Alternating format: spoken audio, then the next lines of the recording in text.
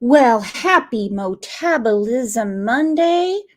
I've already had a crazy morning, my friends. A crazy morning. I'll tell you about it in the after chat. It's fine. Yes, Halo Art is here. Animal Lovers here. Our friend Connie made it in. JTB is in the house. Snow, what's up, girlfriend? Pink Butterfly, just saying. Woo, Wist is in here. Hey, Care. AJ, it's been a long time since I've seen you. Hey, Nicey Marie. How are you? How are you? There's Christine Alaska. She said, I need a hall pass, please. Well, my goodness, what time is it? 9:03.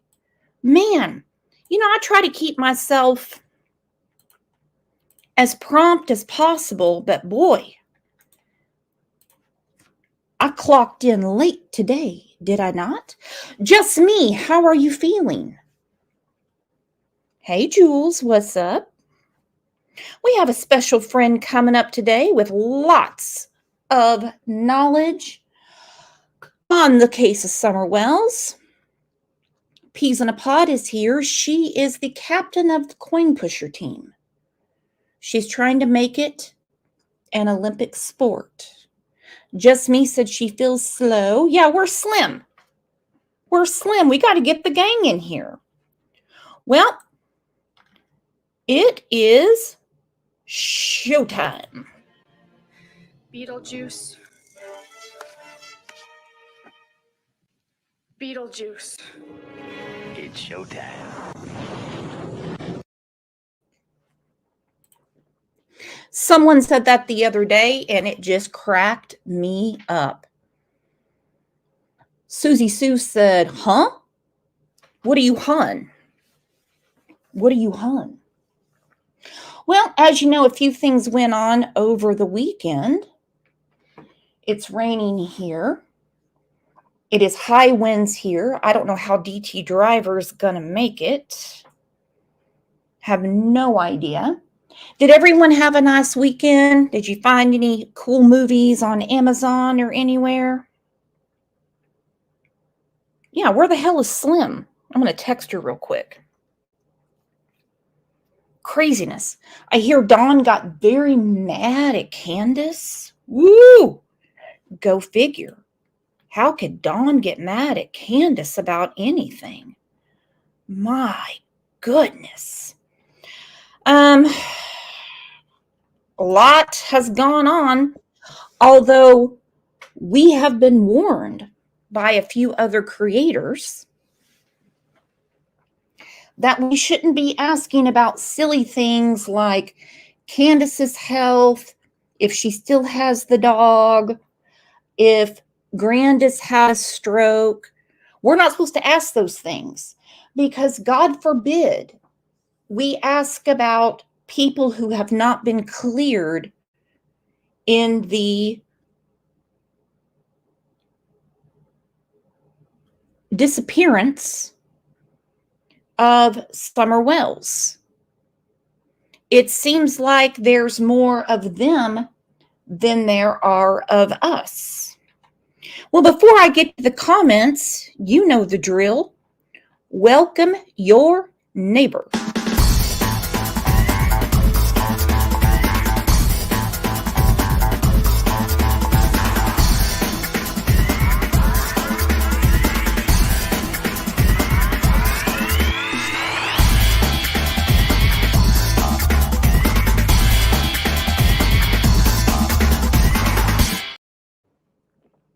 Again, so glad you are here.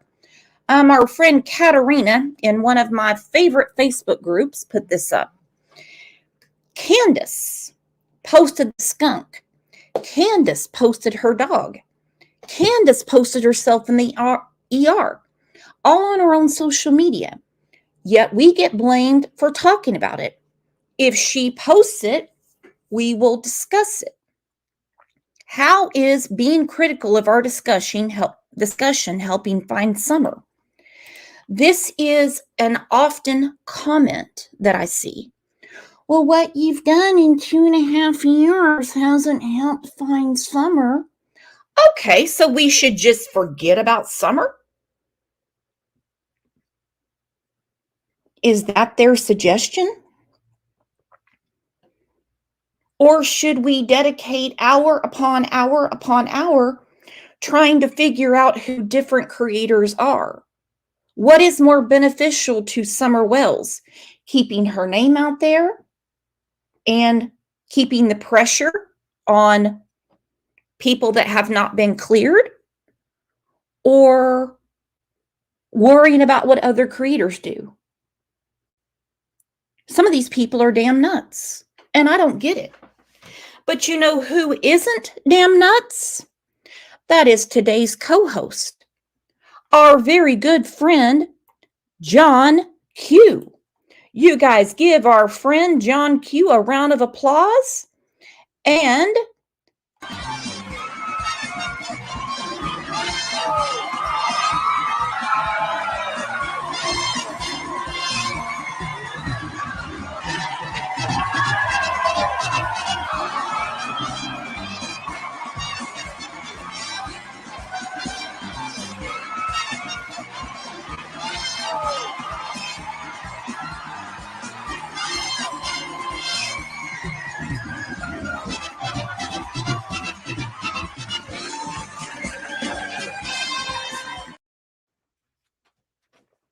come on down, John Q. It's been a long time coming. How are you, my friend? Good morning. Good morning. Good morning. Good morning.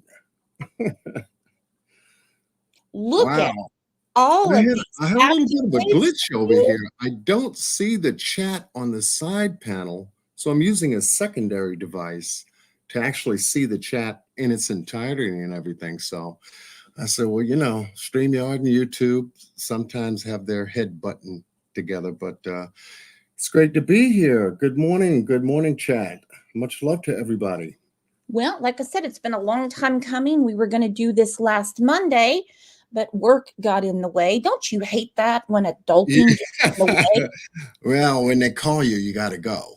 You got to go, especially when two people are down and they had a little bit too much on New Year's. So, Always expected. Good morning, Snazzy. So good to see everybody in here.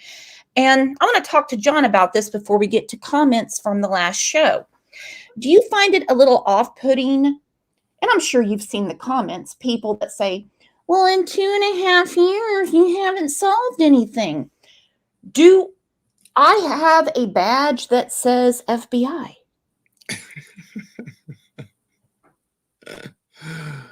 oh my goodness. Oh, you get those too, huh? I mean, I'm going to go ahead and ask you, John. I've called myself out on this many times. How many times in your YouTube career, because yes, it is work. I'm sorry, some people don't see it that way. It takes a lot of money and a lot of time. In your YouTube channel career, how many times have you obtained fingerprints? Fingerprints, not once. There you go. Mine's a big round zero, big round number 2. It's called zero. Not once.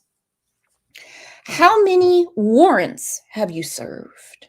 None. None. Wow. But I mean, what did Babe Ruth say? The people with the cheapest seats boo the loudest. Yes, they do. And the hardest.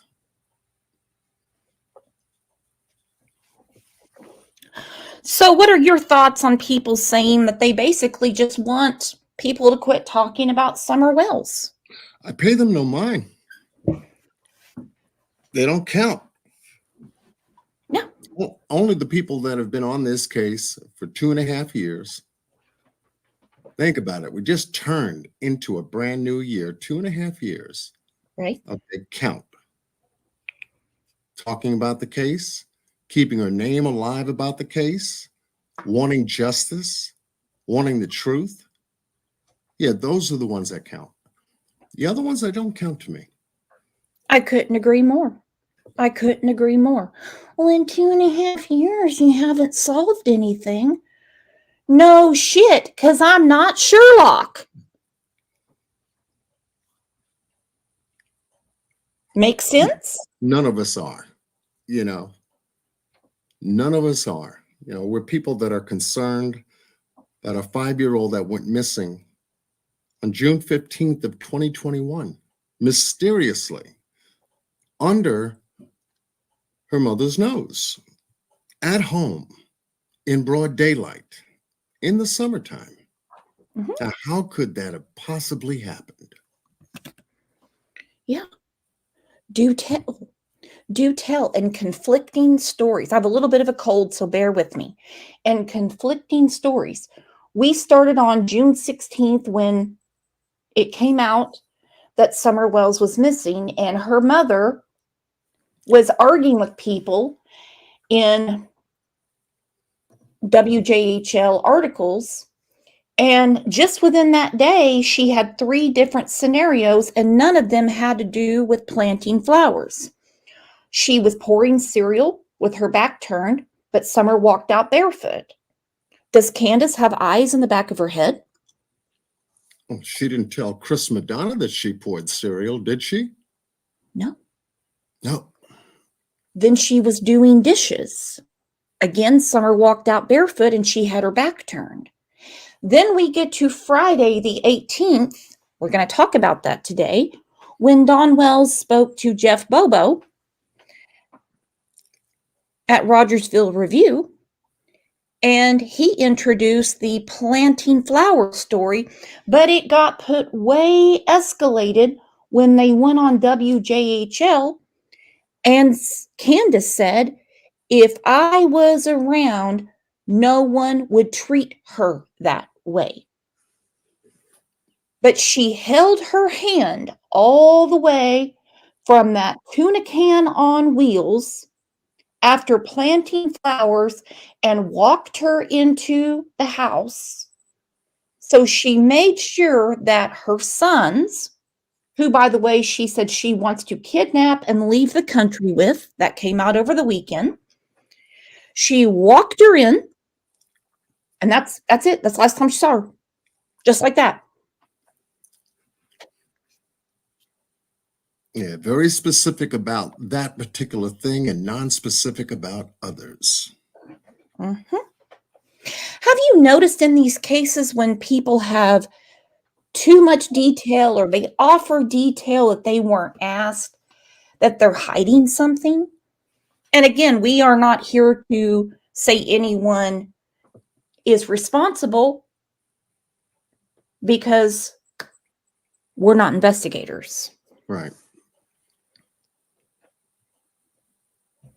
Yeah, well, the more you have listened to this story, their narrative, that is, you begin to see a different picture along the way, which basically involves more questions than answers, or the answers they gave. And this is the problem with their narrative. They did not expect people to question their narrative. And that's what they're having a hard time with. Well, they don't like it. That's why they stick to certain slums of YouTube. They stick there because they're not going to be questioned. Last week's show, we said, if you support them, then what version of the story are you supportive of? And then how do you explain the other stories they have given out? How do you just write off Jeannie and Mary and these women that have been allegedly abused by Dawn? How do you just write that off?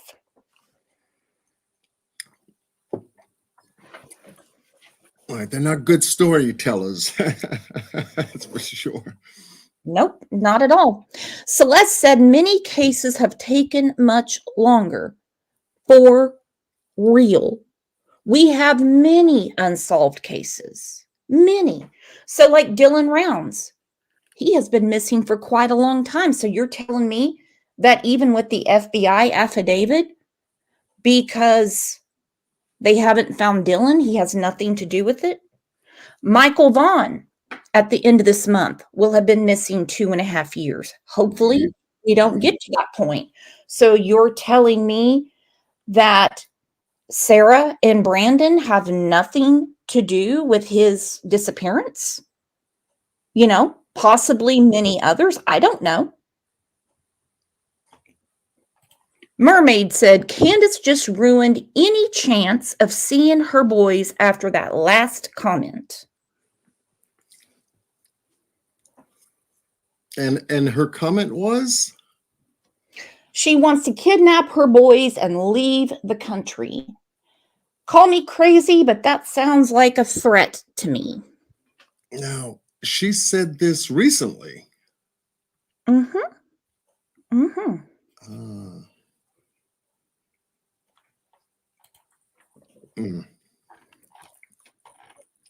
Well, before we get to the comments, we will put up what good old Tim, who never lets us down, what he said on the Find Summer Wells Facebook page that does everything except find Summer Wells. So which DCS/CASA class do we need to send the Wells? Anger management? Really? Is there a class called Just Get Over It? That's how you treat them. I recommend the DCS employees and CASA volunteers set their policy techniques on the shelf and go watch Sound of Freedom on Amazon. Then decide if your children's beds were empty and your little girl had disappeared and your boys were not allowed to communicate with you, if then your suggestions of anger management would mean a hill of beans to you. Please, Tennessee, is there anyone qualified to actually help an Amber Alert family instead of using these unqualified systems and volunteer organizations? The Wells being accused of abuse and neglect outwardly or with subtle jargon, hang on, I got to turn off the banner, is cruelty or outright incompetence. So they are in contact with Timmy Boy. Sounds to me like they were ordered to take anger management. So go take it. Yeah, they need more than that. They need more than that. I mean, what are you getting from this statement? Because we know Tim. This is Tim, the go-between. Yes, he's the media manager. Media manager. That's right. That's right. Yeah, grain of salt with him too. Or as Candace calls him, a meteor manager. To protect the narrative. Uh-huh. Yeah, grain of salt with him. I don't put too much stock into what stock into what Tim says, because again, the Find Summer Wells website and Facebook page does everything except try to find Summer Wells. That's all there is to it. You figure a media manager that stepped in, that came into this would kind of organize some kind of search effort. That's what I would feel that his objective would be, and to publicize it. That we've got the family looking here, knocking on these doors, going here, talking to these people, doing this, having it video recorded as a matter of record. Printing flyers, Yes. hanging flyers, not taking creepy videos from the parade and shushing Robin at a vigil when she announces he started a website, because he had already filmed a video saying that the first time that he physically met them and spoke to them was at that vigil. The most he's done in his searches around Don's property, I don't know if Candace is on the deed, don't really care, is he found a deflated basketball. Thank you, Tim. Did you call 800 TBI find when you found the deflated basketball?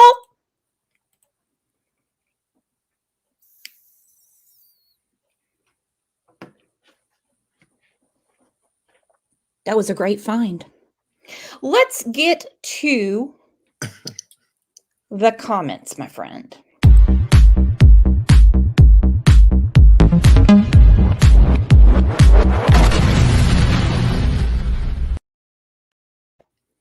All right, and John Q is going to weigh in on these from last week's show. Captain of the coin pusher team, Peas in a Pod, said, observation. Dawn said Ellie busted in their door 11 times to search their house. Why would they do that for an alleged abduction that occurred outside of the house? Doubt it.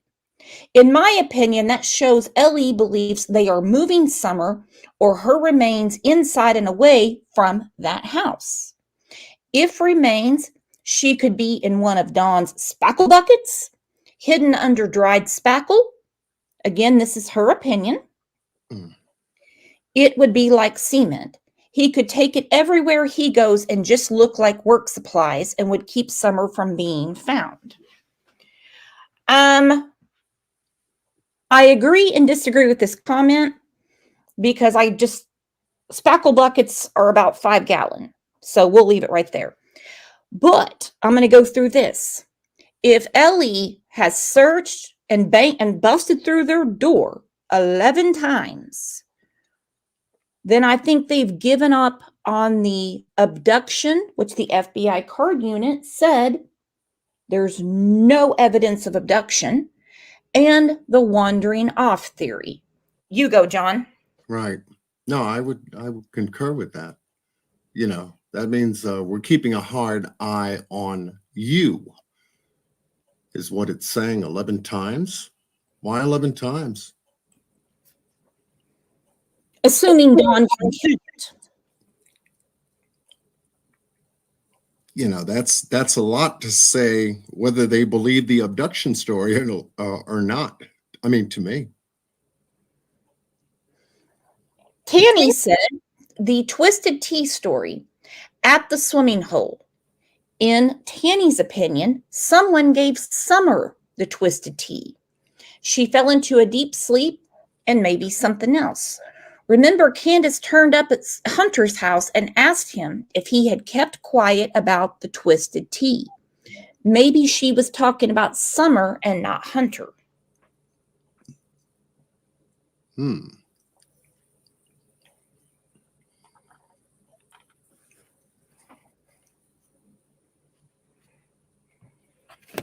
I haven't come across anything that could possibly connect something like that.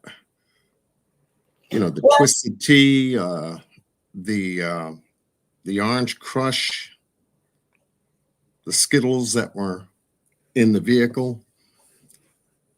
You know, nothing was said regarding Ellie's report stating that they collected that evidence and found anything of substance. Well, the Twisted Tea definitely has something to do with the day of June 15th. Hunter said it was for him.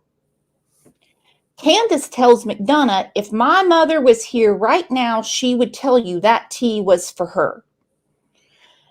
So right there, we have a huge conflict. Who drank the Twisted Tea? Because it wasn't Candace. She was in the waiting room of the hospital or getting checked out. Then we have a conflict with the fact that they go to the Walgreens down the street, way down, when there's a Walgreens right there in the hospital. It's not like Grandis has some fancy private insurance that particular Walgreens wasn't sophisticated enough to put through. It was a conscious decision to go to a Walgreens over by Warriors Park or on the way there to get that medication. Right. Sounds like space and time, space and time, space and time. Fill in the timeline. To fill in their narrative, fill in the timeline with space and time and events. Well, and like Candace saying, the tea. Well, we're not talking about an iced tea. We're not talking about sweet tea. We're not talking about that. We're talking about a twisted tea, which is an alcoholic beverage. Now, Candace has admitted that she gave it to Hunter, but she told Chris McDonough it was for her mother. And if my mother was here, she pointed, she had her finger down. If my mother was here, she would tell you that that tea was for her. Well, maybe in your mind it was for her, but she's not the one that sucked it down. All right. So what did she actually say to Chris Madonna? She lied. Mhm. So we don't know who actually drank the tea. And we all know Candace well enough to know that one twisted tea, not D, I'm all tongue tied today. One twisted tea would not tickle her liver at all. She likes the hard stuff. I'm telling you, that R&R whiskey, you could start a car with it. She's got to have high octane alcohol.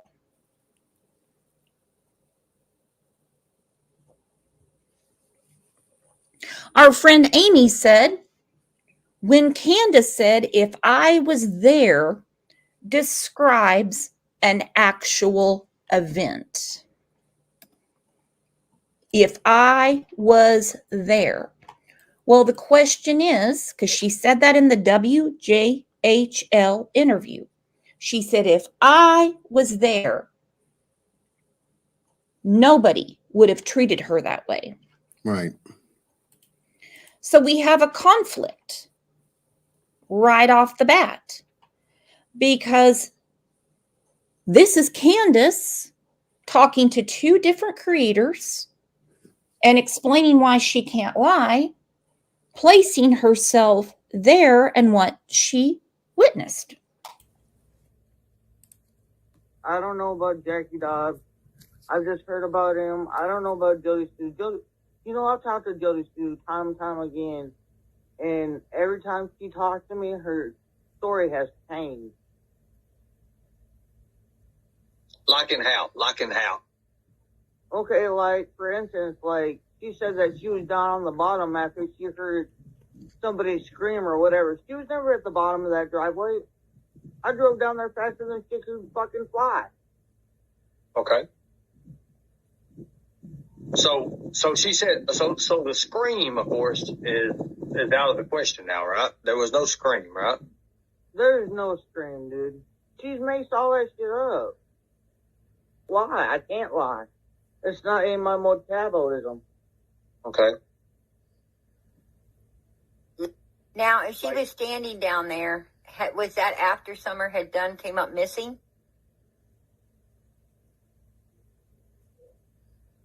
I don't know when she got down there. I just know when I drove down in my mom's truck, she was down there.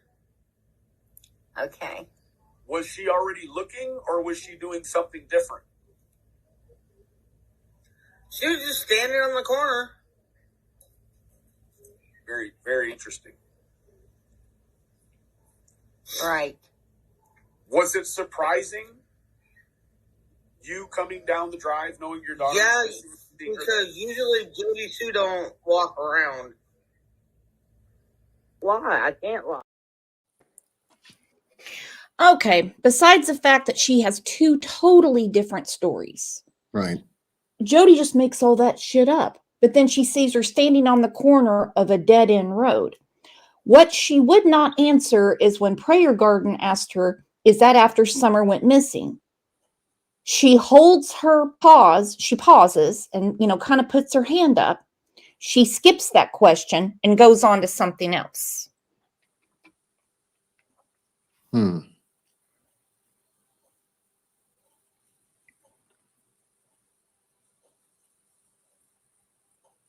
So, what corner? Yeah, she's calling her a liar in one part and her not being there. And then she says something entirely different.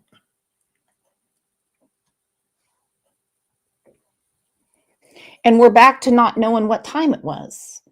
I'm not saying that she has to have the minute or the second mark, but she was asked a very simple question on a very important day, a very poignant day. PG asked, is this after Summer went missing?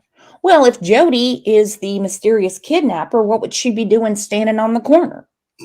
Right. But she won't answer that.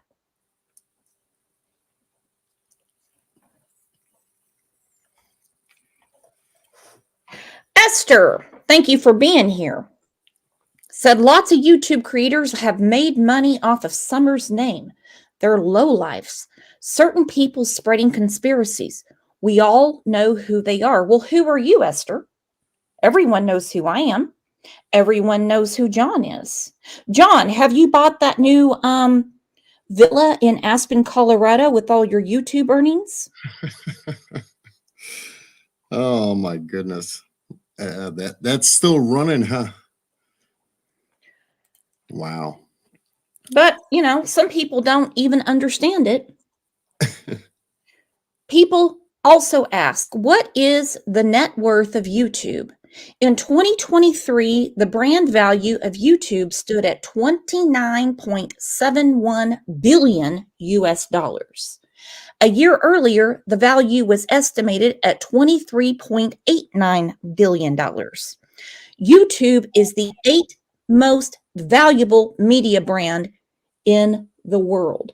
Now, did you get that extra 6 billion, John? Oh no. Mm-hmm.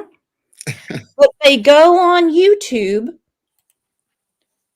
watch YouTube, and then talk about little bitty channels like this one and say, we're making money off of Summer.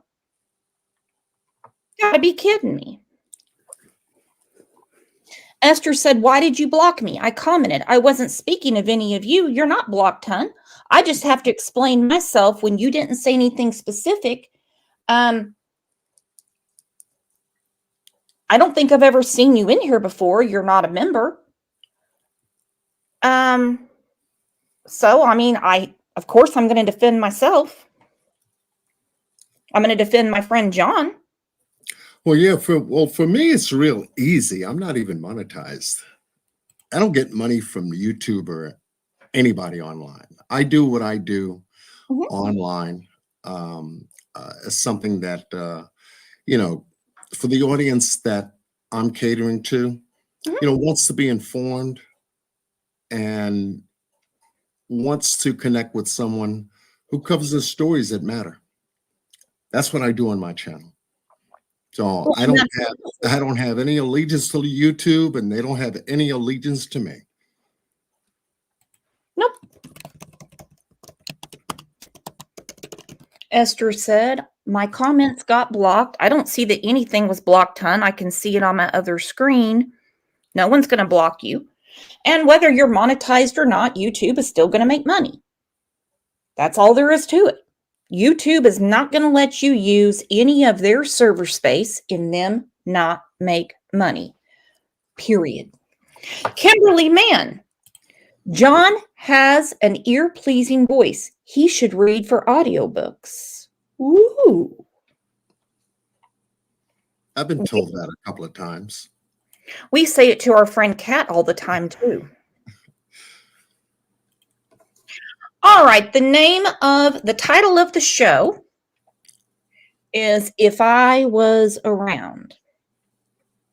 We're going to go back to Deception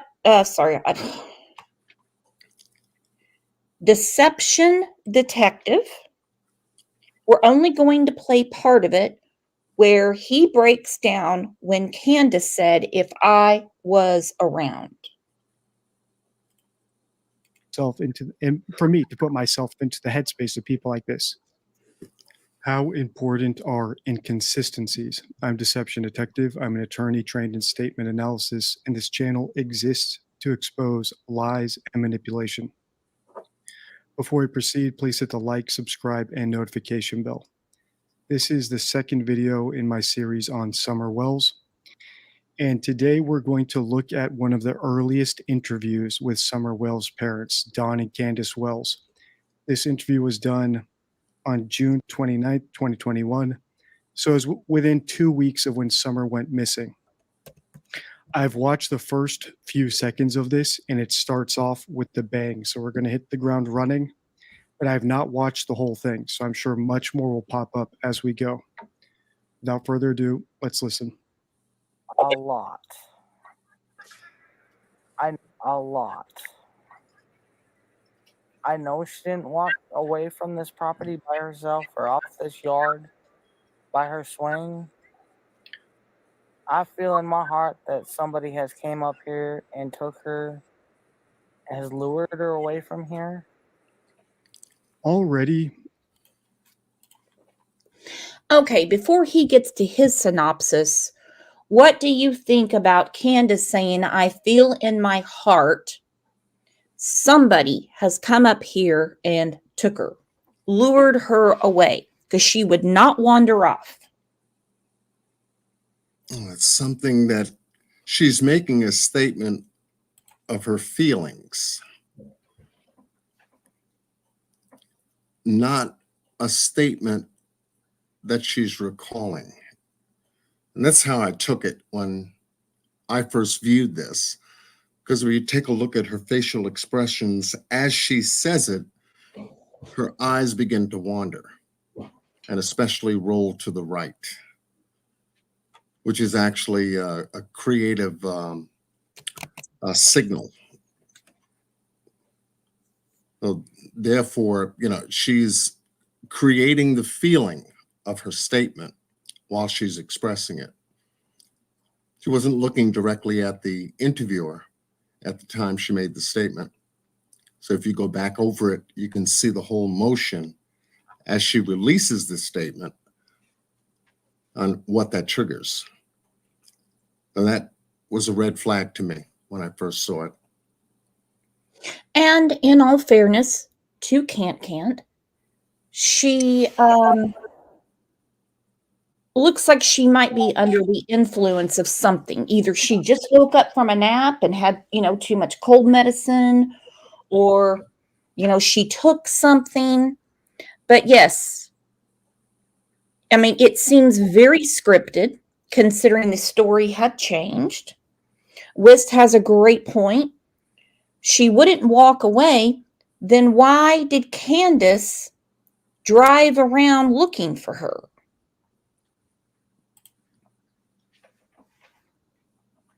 Yeah, and she does appear to be under some kind of influence during the time of the interview. There's some slurage there in her words as well. Now, in your opinion, your theory, do you think she ever made it back to Ben Hill Road? From her trip, her overall trip, the first time? Their excursion on June 15th, hospital, hippie hut, or hippie house. We know she was at Warrior's Path because we've seen the video. And it's been verified by law enforcement that that is an actual capture of Summer on that day. The milk video, we don't know because we were told Pruitt to Ansley Daniel that the last capture, professional word, is at Warriors Park. So between Hunter's house and Ben Hill Road, did she make it back? Right, and that still remains an earring question, as to the time she left Hunter and the time she actually made it back. If you Google the drive from Hunter's house to her house, it falls in line for about maybe 30, 35 minutes at best, depending on traffic. That would put her back at the house around 3, a little after 3, give or take. Mhm. Yeah. Well, and that's an interesting thing because True Mulaney, Allie's daughter, was talking to people in comments. This woman said, "Why was your brother with the family on the day she went missing?" True replies, "They took him swimming, but if you ask me, I think they set him up." A couple of other people ask her questions, and then she says, "But I do know they came and got him in the morning to go swimming with them. They brought him home at exactly 2 p.m. Then we get to the 3 o'clock question. Mm-hmm. Candace comes home with Summer and Grandis around 3 to 3:30ish. Dawn supposedly took a break for lunch around 3ish. Jenna, Cant's friend, said Dawn was at home around 3ish that day. 3:30 and on is when Dawn said Ellie wiped their phones clean for a few hours. 3 to 3:30, Fred said he saw Andy drive in behind 2 other cars. Laura said it was at 3 to 4ish. Her and Fred, headed over the scrap metal yard. So let's say Cant got home at 3:30. True is saying they dropped Hunter off at 2 o'clock. That's an hour and a half to make roughly a 45-minute drive. Okay.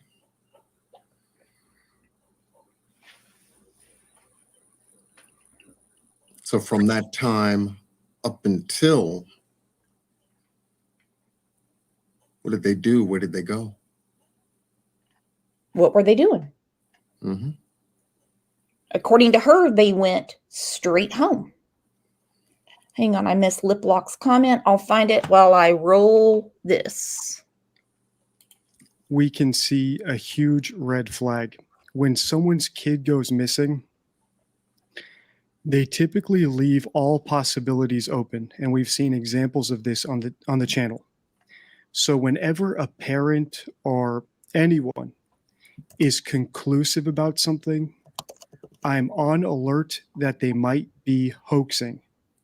And the 4 signs of a hoaxer that I've developed over the course of a dozen videos about hoaxers on the channel, these are the 4 signs: conclusiveness, vagueness about the money shot, reticence about the money shot, and they are emotionless.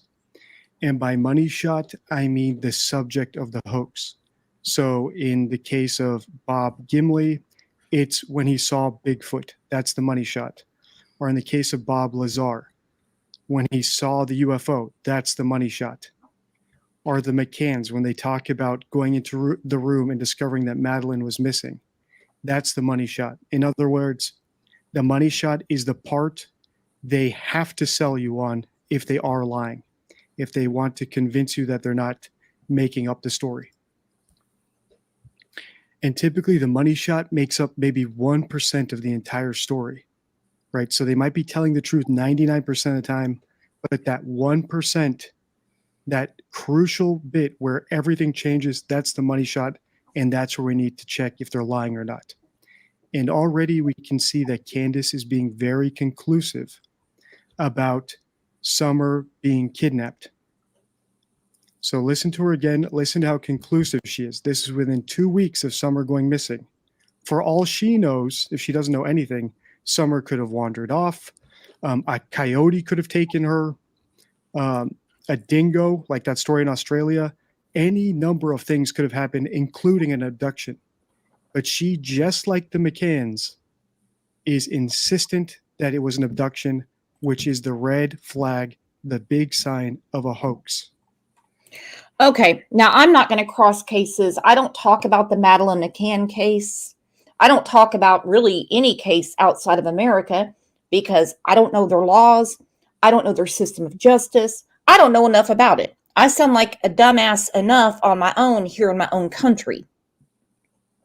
So I'm not about to delve into international waters. Liplock said, regarding the earlier discussion about Jodie at the corner, What if Candace couldn't answer before or after because it was during? We know she left 2 more times that day. Right.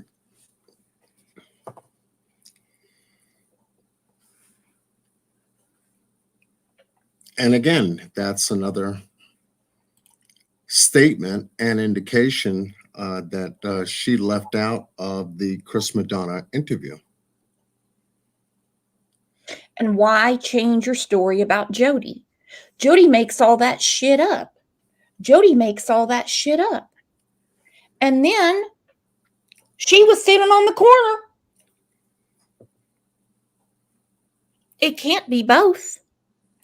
But then we go to something else very concerning that Can't said. But I'm letting you know how I feel about the whole script. Right. Why is there a script? Drunk or not, what is she saying? But I'm letting you know how I feel about the whole script.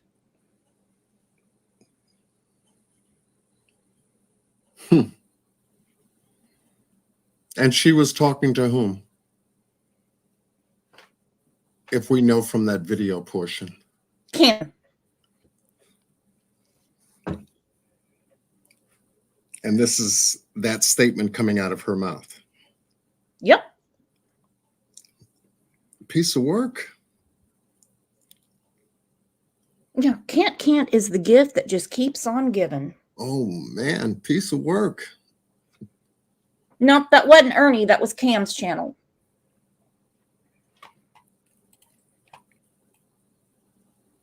And then the question is, if she is hoaxing us, why? Why make up a story? So let's listen from the top. A lot. I know she didn't walk away from this property by herself. I know she didn't walk away from this property. How could she possibly know that? According to her, she was not looking when Summer disappeared. She turned her attention off of Summer for 2 minutes and Summer was gone. So how could she know Summer didn't walk off the property? If she didn't actually know what happened, or she didn't have an agenda, that should still be a possibility. In fact, it should be the top possibility, the most likely scenario. But she discounts it entirely. Herself or off this yard by her swing. I feel in my heart that somebody has came up here and took her, has lured her away from here. Me and my mother and her were planting flowers. All right, so here's the money shot. Now Candace is going to tell us about the moment where Summer vanished. Remember, if this is a hoax, we can expect conclusiveness, vagueness about the money shot, reticence about getting to the money shot, and emotionless. And by emotionless, I mean reported emotion.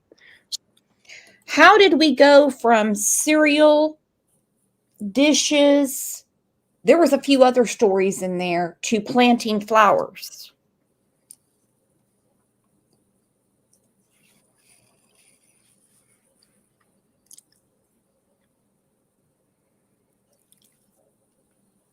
How does that even work? And the I feel in my heart. Do you think law enforcement, John, asked Candace instead of times, who she talked to, in important things? Do you think that they interrogated her and said, now, what do you feel in your heart, Can't?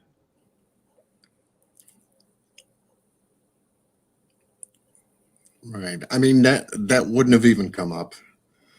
You know, law enforcement, when they're going to question someone, is going to tell us exactly what you remember.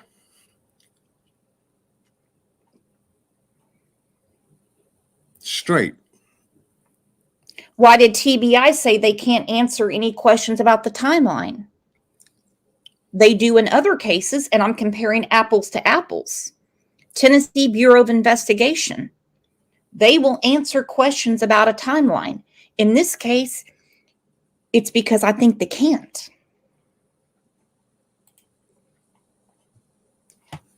Yeah, they actually had to go back a second time, I believe, to give them time to fill in the timeline. You bet, buddy. According to Don, when he was actively on Cher's channel, he let it slip out that the TBI said to him, "We really need you to work with her on the timeline." Now, why? If she was forthcoming with the timeline, why would they need Detective Don to work with her on her whereabouts of the day their daughter disappeared? I don't know. Right. So a psychopath or a liar can cry or get hysterical or get angry when they're telling their story.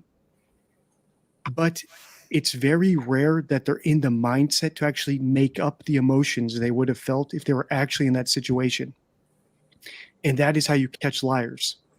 And I've seen lots of comments of people telling me that the behavior panel thinks that Don and Candace Wells might not be guilty.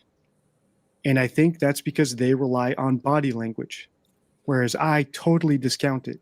So if Candace does not report the appropriate emotions here, I don't care if she's crying, weeping, acting like she can't even stand up, she's about to faint.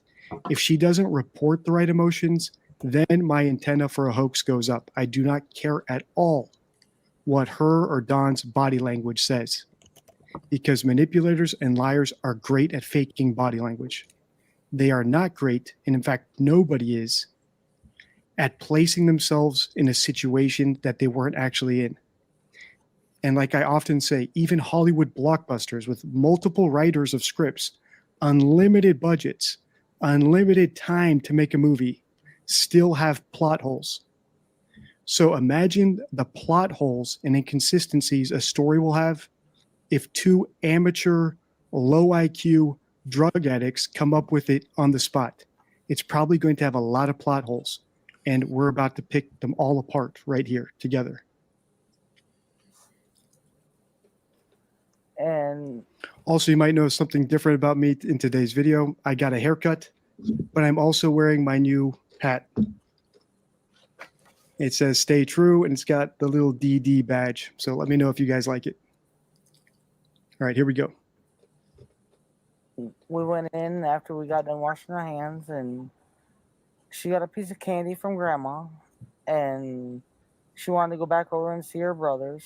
And I said, okay. And I walked her all the way over to the porch, and I watched her walk into the kitchen where the boys were watching TV.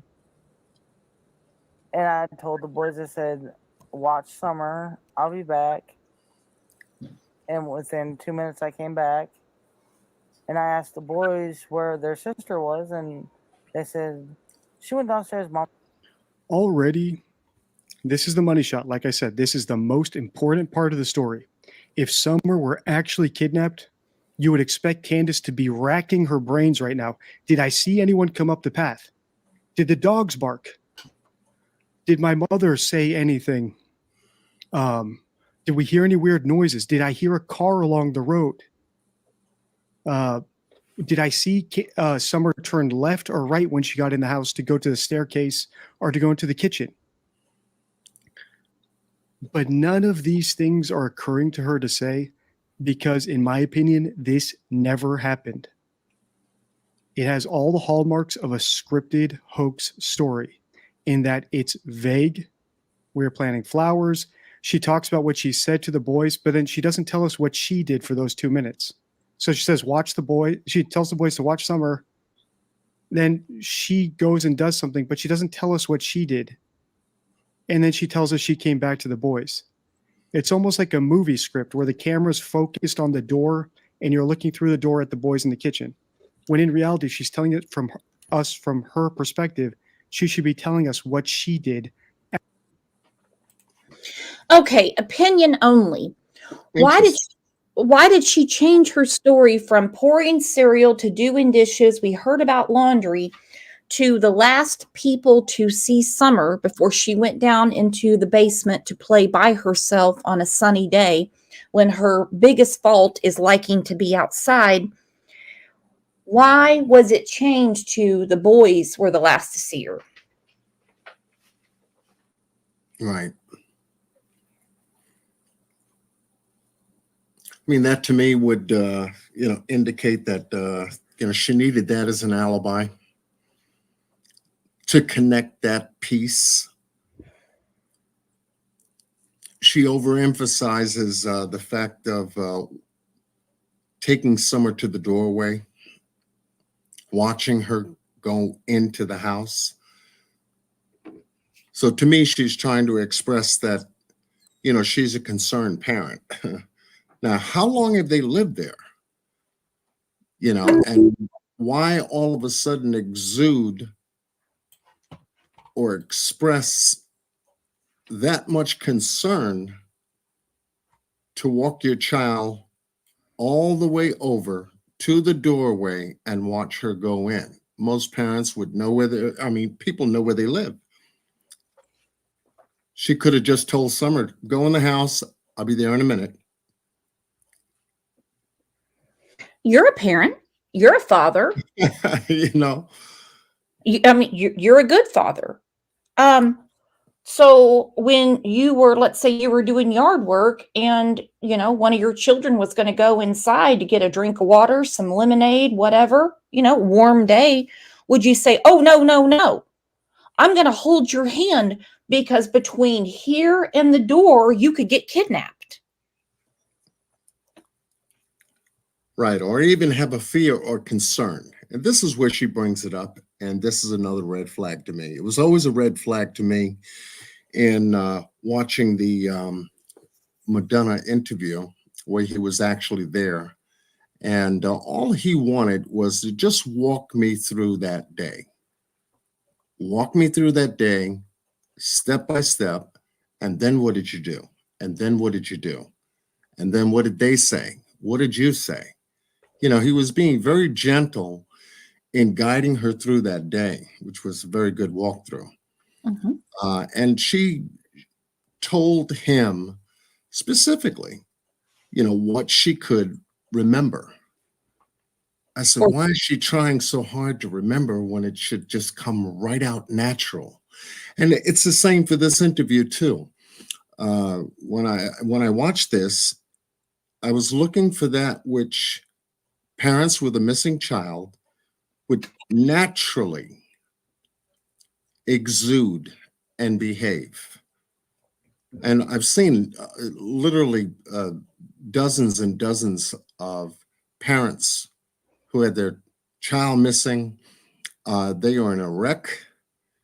They are highly emotional. They're in between trying to tell you and breaking down. They want their child back. Urgently want their child back. Here, this interview is totally opposite that, which I would consider unnatural for both of them. And this is all a red flag to me. I said, they know what happened. She knows what happened to Summer that day. She was there. She was the last person to see Summer, according to this interview. And according to the TBI, she was the last person to see Summer. That does not mean that she has anything to do with the disappearance. We don't know. We're not investigators here. I can go to the Dollar General, no pun intended, and get a couple of plastic badges for me and John, but that's not going to make us investigators. Right. We can pick out inconsistencies and flat out lies, but your facts are spot on. Yeah, so, the natural versus the unnatural is how I looked at this interview. And then you get into the semantics, the words being selectively chosen during the course of the interview by both. by both. They're almost laid back in this interview. And that to me is totally unnatural. So it gave me an indication, wait a minute, these folks pretty much know what happened. Well, again, you're a father. Are you a grandfather? Yes, I am. All right. Would you say that you might be a little more protective over your grandchildren than your children? Because I know my parents, their whole life flipped upside down when my sons were born. Suddenly they had money for McDonald's and all the stuff I asked for growing up. I mean, my boys got away with everything with them, but then they were very protective. As a grandparent, meeting Grandis, do you feel that she might be, your opinion only, a little, I don't know, disconnected and laissez-faire about the situation? And it's a horrible situation. Yeah, good point. Good point on that. And even her mother, what did she do during the course of this whole event? She was very distant. In fact, shortly thereafter, Summer went missing. Where did she go? Well, as soon as the boys were taken by CPS, she got the hell out of Dodge. She left. She left. What mother would have left their child in a state of uncertainty about their granddaughter going missing, abducted, and would have the tendency to think, well, I'm going to leave you and I'm going to go back to Utah for a bit or wherever she went. And you and Don sort it out. Because I love you. Well, and that's basically what she texted to one of her friends. They're going to have to sort this out. I don't want to be involved. Once again. And of course, people say, oh, she was hacked. Somebody spoofed her account. Well, come on. Right. And once again, that was unnatural to me as well. What grandparent would have done that? What mother would have done that? I'm going to assume your grandchildren got a lot of gifts for Christmas, John. And I said, I'm going to assume, we might have a bad connection, that your grandchild or grandchildren got a lot of gifts for Christmas. And if your child called and said, we can't find your grandchild, would you just say, oh, I just knew that they had been abducted? When the police are saying the opposite, what would you do? Right. And you see how unnatural that is? If you get the wrong answer, I'd be laid back, nonchalant, not very concerned, nor even emotional about it. Nope. And that's what makes this whole entire picture with these two wrong. And I don't blame law enforcement, TBI, special investigators on the FBI CART team to really pay attention to these two and know their background, do a full profile on these guys, and let the profile speak loudly. And it has. And that's why they zoomed in on those two. Or 3. None have been cleared. We have never had a public declaration that the family is not a focus. Right. After she told the boys to watch Summer. So it's vague and it's reticent in that Summer went missing at some point. She's telling us all these details about planting flowers and her grandma giving her a candy. I want to hear about any noises she heard, what happened that made her suspect Summer was missing.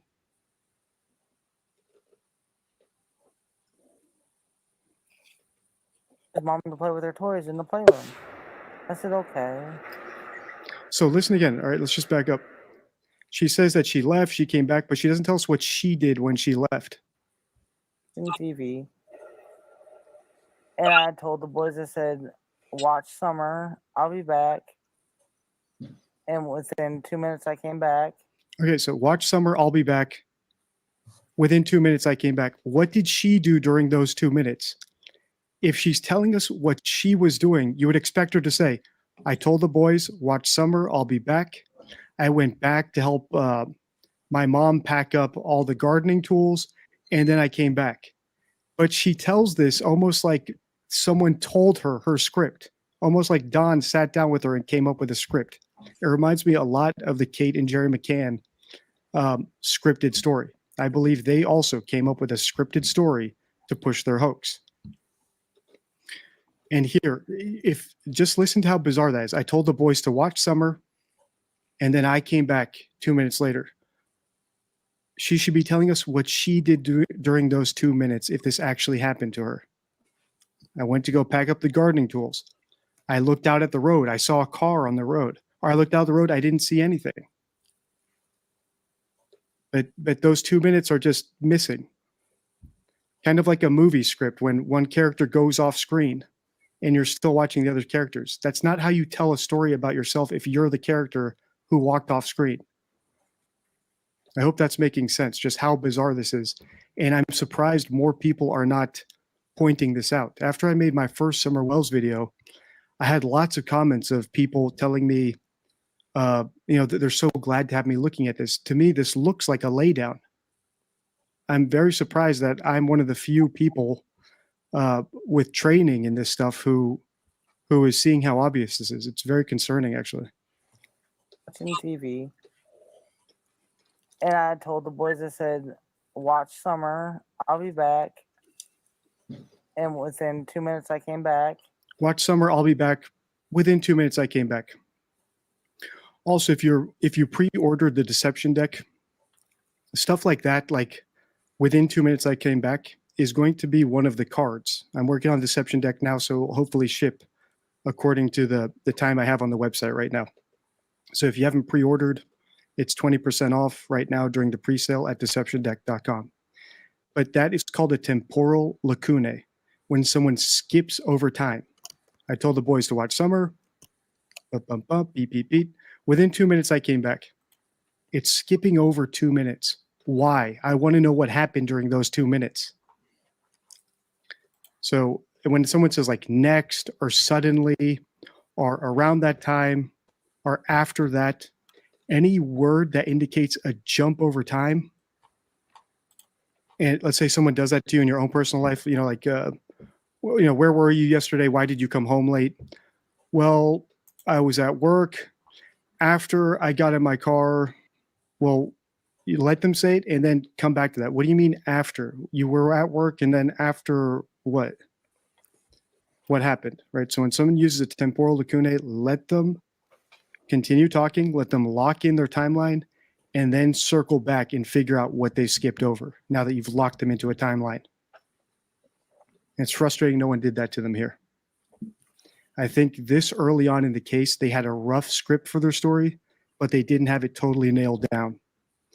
And in the McCanns, I think a similar thing happened. Early on in the case, they would not even answer questions about what happened that day because they said it could affect the investigation, which is nonsense. But then later, in later interviews, the McCanns were much more comfortable about saying what happened when Kate checked the room and discovered Madeline was missing, because they had time to script their story out, to get their story straight, to lock in the details they wanted to go with. And then the sign of a scripted story is that those details in that story did not change over the course of years. There was no reminiscence effect. And I've got 2 videos about scripted stories, so I'm not going to belabor the point here. But already this looks to me like a deceptive story because we have a temporal lacunae. She's not telling us what happened during those 2 minutes. And it looks scripted in that it's very vanilla and it's very vague. Good point. And I asked the boys where their sister was, and they said, she went downstairs, Mom, to play with her toys in the playroom. I said, okay. And And I yelled downstairs for her a couple times, and I didn't get no answer, which was unusual because usually she always answers me. And so I went down there to check, and she was nowhere in sight. She was just gone. I don't go on walks around here or runs because I'm scared of the bears and snakes. All right. So I have not even watched this far in. Okay, so before he gets to this, we did an entire show, in my opinion, proving how she's not scared of the wilderness in East Tennessee. Because every picture that she has of her adventures with her 4 children before she lost them all, obviously she's not with her 2 older children that she lost to the state of Wisconsin, they're all out in the wilderness. When Don went to jail for his violation of probation, she hooked up with Kathy, the friend. They had an Amazon wish list, which we were reminded many times. You don't have to pay anything. If you want to, go ahead. Big fat no for me. And it was all camping supplies for Kathy and Candace. What would scare any of you good parents or grandparents to not search your own property for your child?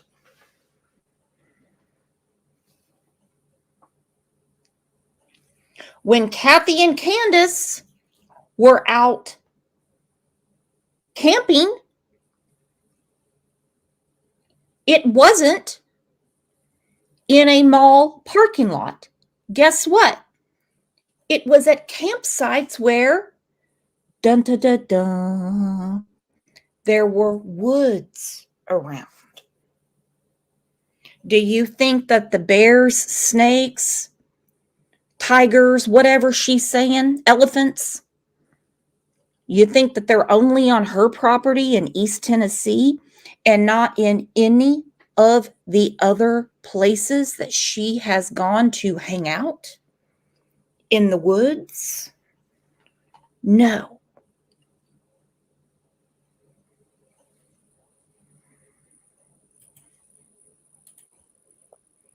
She said she's scared of bears and snakes.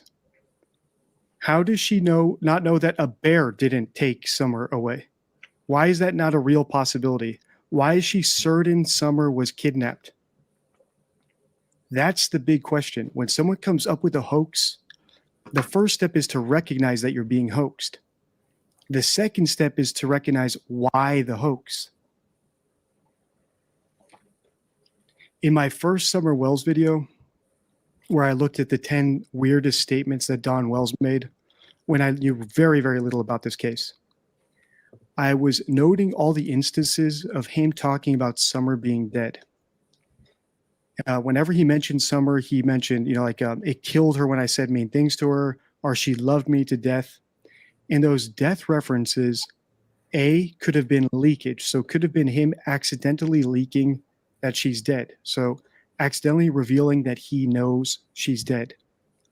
Or I considered after I listened back to the video, it could be him pushing a narrative, him pushing the idea that she's dead, in which case he could be hoaxing that she's dead.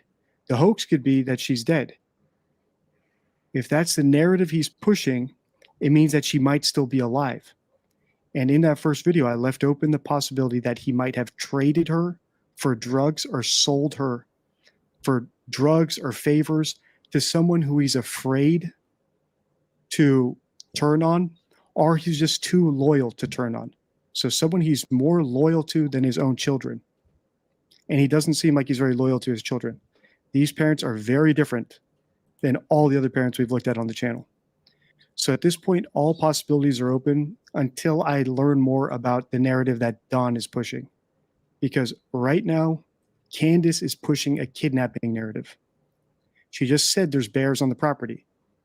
Why is a bear taking Summer out of the question? Why did it have to be a kidnapping? And even the coyotes that are around here. All right, now she's saying there's also coyotes. Why could a coyote not have dragged Summer off? Why is that off the table for her? It's only 2 weeks into the search. Why is that off the table? That's what's so strange about this. If you look at the parents I've analyzed whose children. If an animal, let's say Summer wandered off, and an animal did something horrible to Summer, that would be easily detected by the dogs, don't you think, John? Yes. Yeah, absolutely. Absolutely. Dogs would have picked up on that right away. There would have been barking, howling, a lot of excitement. And why did Dawn give this statement on June 21st, 2021 to a news station? Good chance she's already dead, says father of missing 5-year-old girl in Tennessee.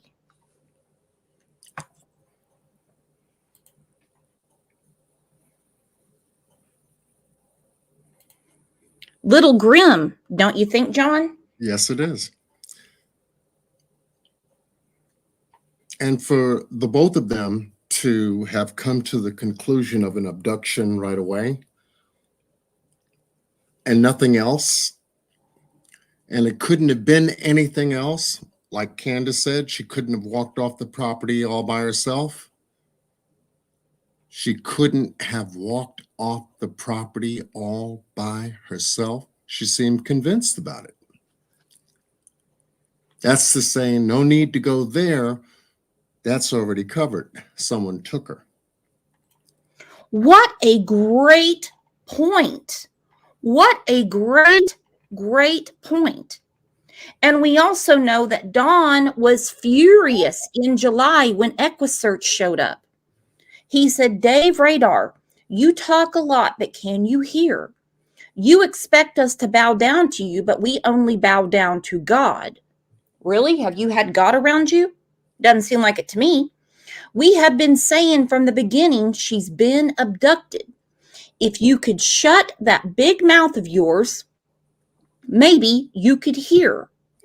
Would you and authorities, he misspelled it, be looking in all these dumb places if she was abducted? No. Sorry, I'm very, very upset, but all these search teams are wasting time. Can you hear? How is a search team? They only search where they believe a child is. Right. Why would these search teams be wasting time? Right. And once again, you know, the big premise that you get as you continue to dig into this story between Candace and Dawn is, you know, they operate off 3 elements that come to my mind anyway. One is misdirection, hence the narrative. If you go over their narrative, it's about other things other than them. And it's about other things away from them. And that's where a lot of the finger pointing has been in this case, misdirection. Somebody else, something else, someplace else. Not here, not us, not her, and not me, but something else. Resurrection is something else. Abduction is someone else. And so misdirection has played a very important part in the development of this case. Huge. Yeah. You know, Look that way. Don't look here. Yeah, the second one is amnesia. And this is where Don picks up the ball. He's a master at misdirection, and he's also a master of amnesia. Because you can ask him certain specific questions, as a number of content creators have when he was being interviewed on their panel. And I'm not sure not certain, I can't recall, is his play card. Misdirection, selective amnesia, what he did that day, what he didn't do, what he wanted you to understand versus what he didn't tell you. And the third premise of misdirection, selective amnesia is, do you believe us? We want you to believe us. We didn't do anything to our daughter. And how do we guide social media to impact potential jurors?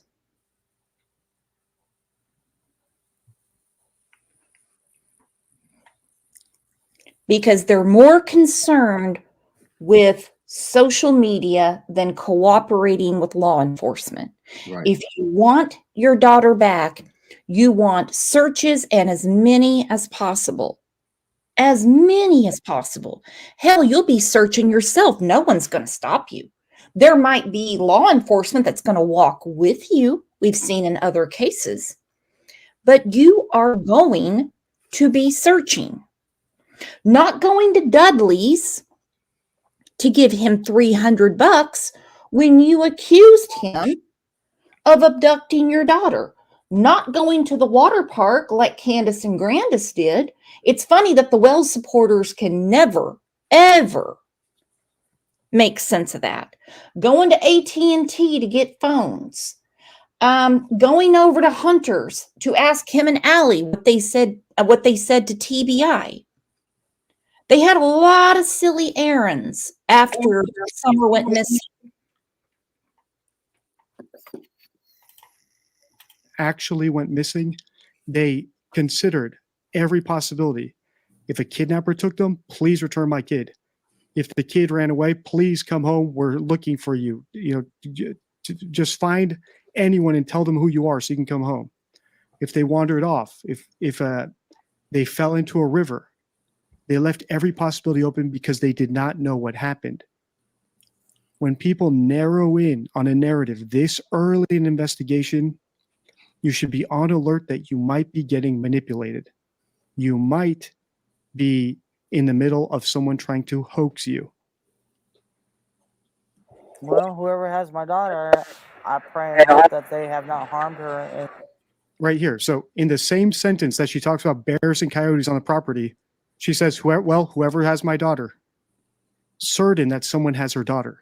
Yeah, he picked up on it. He picked up on it right there. Yep. And that's what misdirection does. He picked up on it right there. First you say it's this, that she couldn't have walked off the property by herself. Why couldn't it be lions, tigers, and bears? And then she swings over to the other side.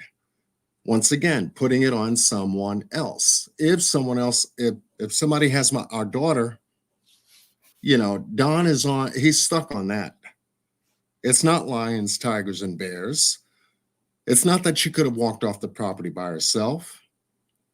It's an abduction. And so hence misdirection comes from both. And she swung right back in there and he caught it. And I'm glad he did. Well, you mentioned it on your show one time. By the way, if any of the moderators in here can please put, hang on, I got to sneeze. Oh man, that came from my Good catch. I like this guy. Oh, me too. If any of the moderators can please put in the chat our friend John QQ's channel. I should have done that in the beginning. I've had a very off morning. Lynn said she is so detached. Yes, she is. Remember, these 4 signs of a hoax. Conclusiveness. She is conclusive that her daughter has been kidnapped.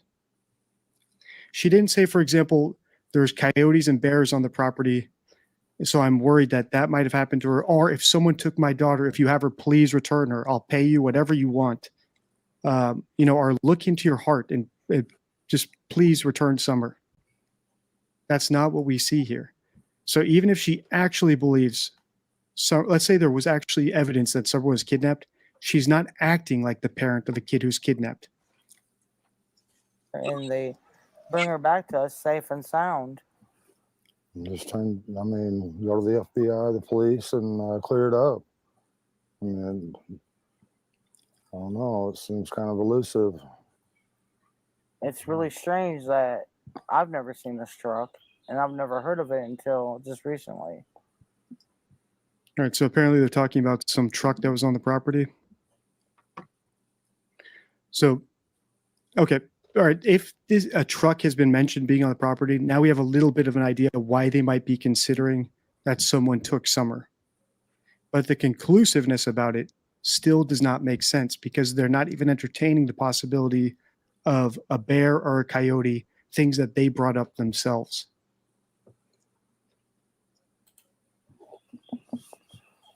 But I wish they would come forward and explain themselves. I mean, if you're not a suspect, at least come forward and say what you've seen. She was a tomboy. I shaved my head. She wanted to have her head shaved like. All right. Okay. John, I'm sure you've seen the pictures. For one, Candace's head is not shaved. Right.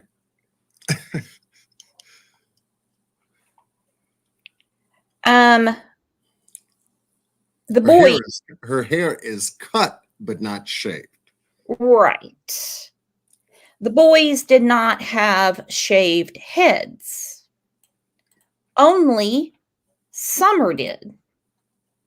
So before we get to that, if you look on the screen, the only one with a shaved to the scalp head is Summer. This is more than just a cute pixie cut. Someone took a razor to her head. And I do not believe it's lice, because lice doesn't need long hair, and the other boys would have it. I don't mean because of cleanliness or anything. They jump all around. You get one kid in first grade that gets it, you're going to have 20. Right.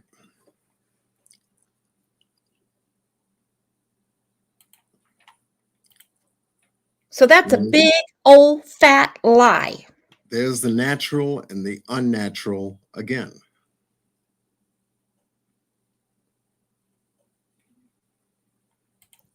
I've seen some posts about this, and I actually saw when I was researching this yesterday, a video that Peter Hyatt did saying that Summer's head was shaved. So she had a shaved head the day she went missing. And I talked about this in the live chat on my last video. So let's listen to what they say about that. And I'll explain to you what a shaved head means on a potentially abused kid. And it is, it's not easy to hear. It's probably the sickest thing I will have discussed on the channel to date. Right. And stuff like this is the reason I avoided true crime for a year. Because we're not just looking at how to spot liars here. We're actually looking at how to spot very, very scary lies, life and death lies. I mean, if you're not a suspect, at least come forward and say what you've seen. So as you listen, consider why Summer's head would have been shaved. Why would you shave a 5-year-old girl's head? She was a tomboy. I shaved my head. She wanted to have her head shaved like me and the boys did. All right, so Candace is saying that Summer wanted her head shaved because she's a tomboy, right? So she asked for it. She tried to shave her head She tried in to the shave her head back and make herself. it, I think you can see it in some of the pictures, and it was getting out of control. So we decided to shave her head off and let it grow back long, and she shaved her head so she wouldn't feel bad. So if she wouldn't feel this is how bad. you know they're not sophisticated liars, which is why I'm so surprised. You see how he jumped in? Misdirection again. So she wouldn't feel bad. Now, I've heard of Oh my goodness. spouses with cancer and they lose their hair, so the other spouse will shave their head so they don't feel bad. Um, I think about Gypsy Rose and how, Dee Dee kept her head shaved to give the impression she had cancer. Was the first thing to get money to try to convince people she was sick? Because you can see a decline in Summer's health through the pictures we've seen. She was losing weight. She's the only one with a shaved head. Just a thought, but only the church would know. Right. That they haven't been called out yet. I don't know why other analysts of big channels haven't called these people out yet. Well, actually, they have. Someone probably needs to send him the clips. Based on the comments I've seen, I've not actually watched the behavior panel video about them. According to the comments, people are telling me they went easy on these people. They said some were asked to have her head shaved. Dawn just said Candace shaved her head so Summer wouldn't feel bad about it. And you can actually see him stuttering and self-interrupting because he knows he just screwed up that cover story. Yeah. So notice how he catches himself. They said Summer asked to have her head shaved. Then Dawn, a very likely very low IQ. These are low IQ people. Low IQ immediately screws up that cover story by saying that Candace got her head shaved so Summer wouldn't feel bad. So if Summer asked to have her head shaved, there's no reason she should feel bad about having her head shaved. So they've already been trapped in a lie, and we're 2 minutes into the interview. Yep. Between the two of them, yes. So if Summer did not ask to have her head shaved, I agree. 100%. Yep. Hell, even Ryan Upchurch, I'm not calling him a dummy or anything, he picked this interview right apart. I mean, right apart. They did not do themselves any favors by doing this interview and sticking to a script. And they certainly didn't do themselves any favors by ending whatever relationship they had with law enforcement. Anything you want to add to that, John? Right. No. I mean, it says it right there. The truth has been in our face for quite some time. And to look at it hard enough and to see what would it be natural versus unnatural, then you can go back and over it again, and then again, and then again. And the story begins to take shape in a way to where it casts a lot of doubt, and has always for me.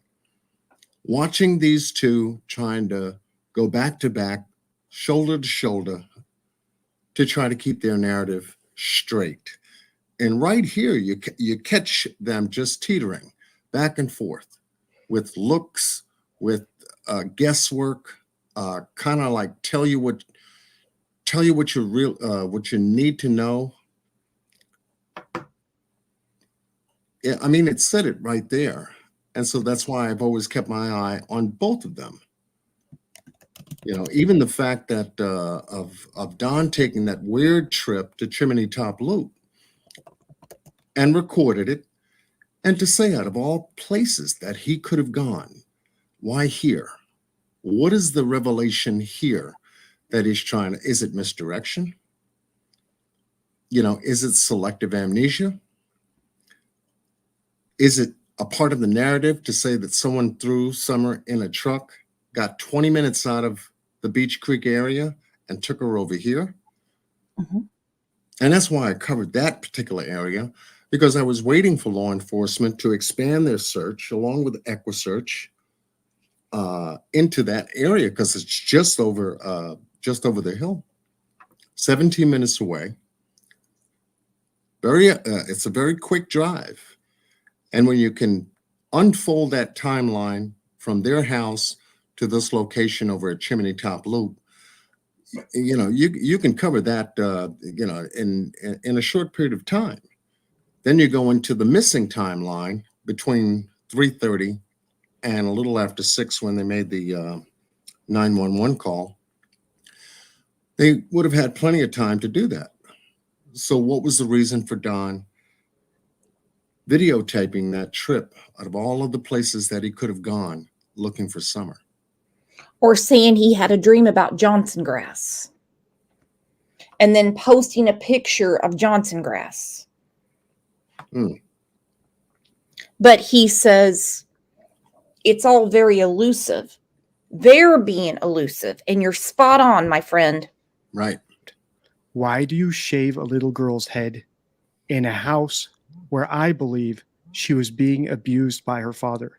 Why would they shave her head? Why would Candace shave Summer's head? Ask yourself that.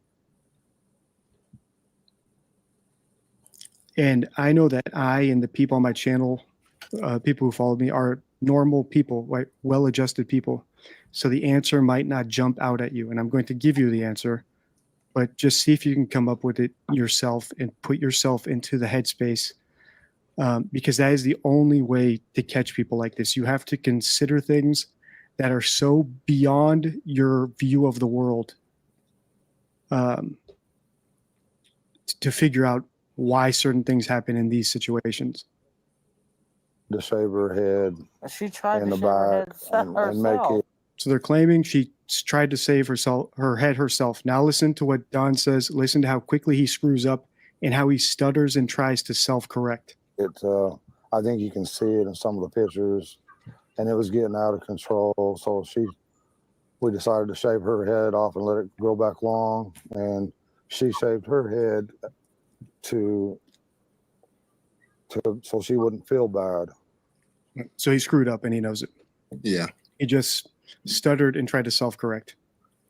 That's why I would love to be able to depose them. I would love to have them in a situation where I could have my way with them. Have them under oath, so that if they lie to me, I can pin them down on it and actually punish them for telling me lies. But let's talk about that, because they were read their rights. And as we know, if you lie to officers, you can be prosecuted. Now, the other day in another chat, can't put this up. She said, you can't get no help in Hawkins County. Now, exactly what is she referring to? What about the TBI? If you look at the bottom of the screen, Summer Wells is still missing. 800 TBI fined. 800 TBI fined. Why doesn't she call them? Why doesn't she call the FBI? You can't get no help in Hawkins County. They're saying you're not cooperating. Pruitt said the communication was broken down. He's not my favorite person, nor is Ronnie Lawson. But when they say they're not cooperating, what part of that are they not getting? Right. And that, once again, would be unnatural for parents who have a missing child, and law enforcement is out there trying to do their job to locate her for them. For them. Mm-hmm. everybody who's seen my channel knows, or in the comments, people are just too smart to do a one-on-one with me if they know I'm going to go out to get them.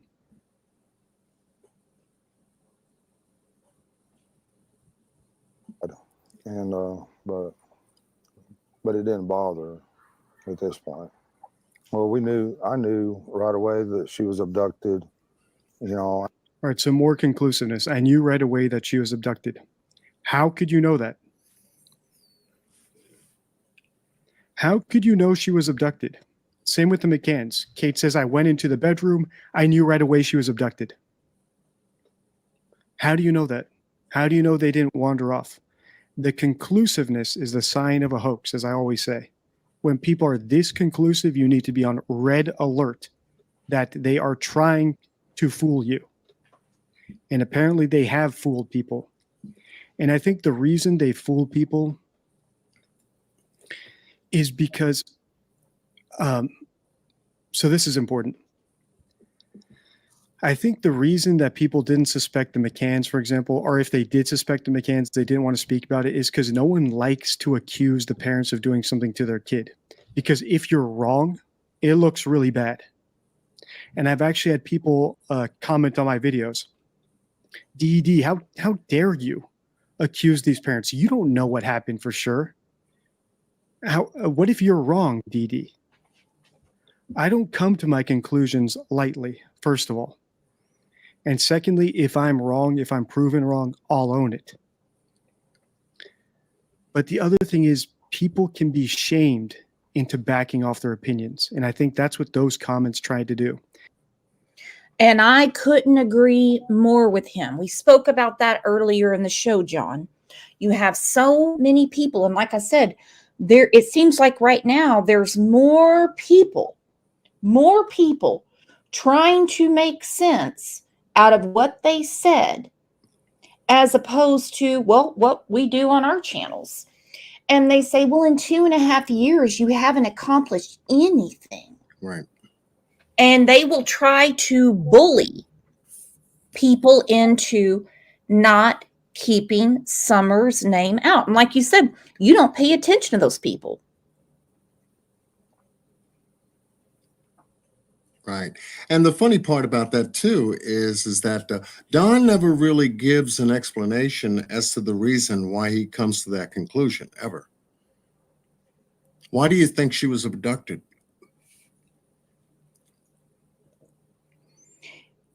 If you weren't home, Yeah.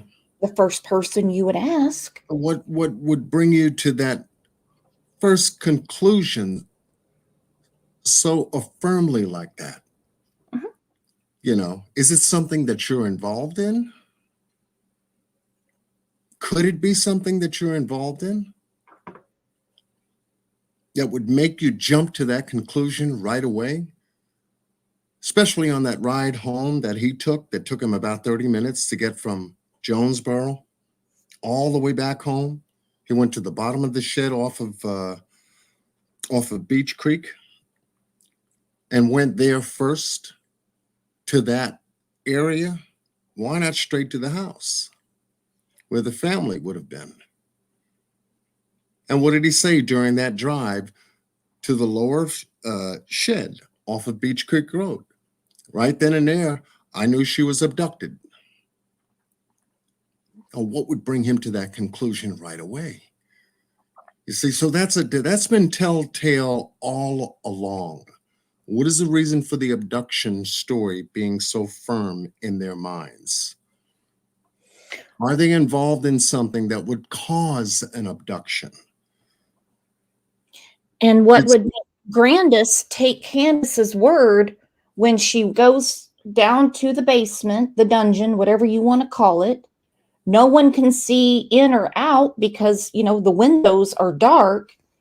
They just happened to open that door and see Summer playing by herself with those broken Happy Meal toys and take her out without her screaming, without the dogs smelling a stranger. And from there, Grandis said, I just knew she had been abducted because Candace told you. As a grandparent, you would say, don't be crazy. She's got to be around here somewhere. Or call the police right now. Not wait till 6:34 p.m. And you have to remember, too, that Don added that the dogs weren't there that day. How would you know that? How would he have known that? See, so hence misdirection. He knows that, but he doesn't know anything else. That's like me saying my cat wasn't home one day. Where the hell would the cat go? To Disney World? Hanging out with their cat buddies on a cat cruise?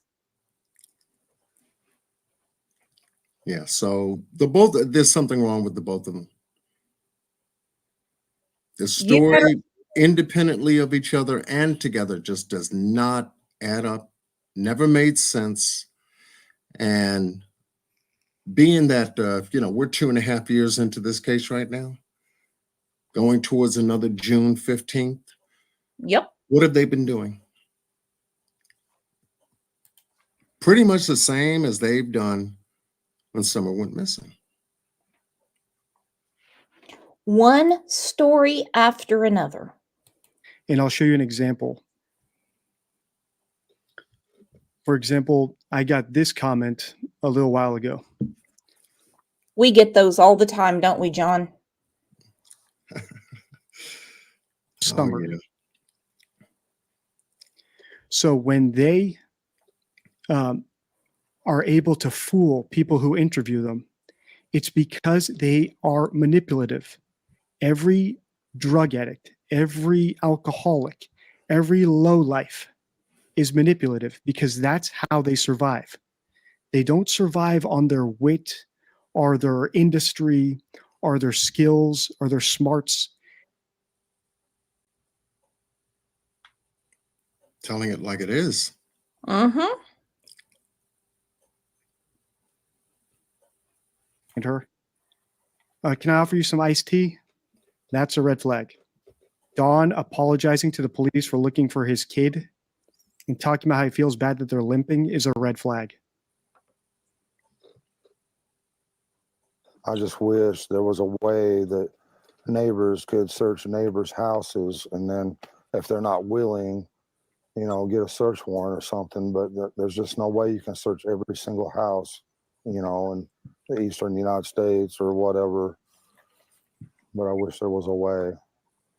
Just thankful for the person or persons that's doing that, out of love, and trying to get information and trying to get her found. We thank them from the bottom of our hearts. That means a lot. And we thank everybody who's trying so hard and praying so hard. And she's an awesome young lady, and we just want her back. Yeah, there's always going to be haters, and it's always going to be that way in this world. And we just want to focus on the good friends and Christian people that are. I hear dogs. Oh, yeah. You heard the dogs. They're there that day. I hear dogs. How come the dogs weren't on vacation that day? How come the dogs weren't on their Disney cruise that day or at the spa?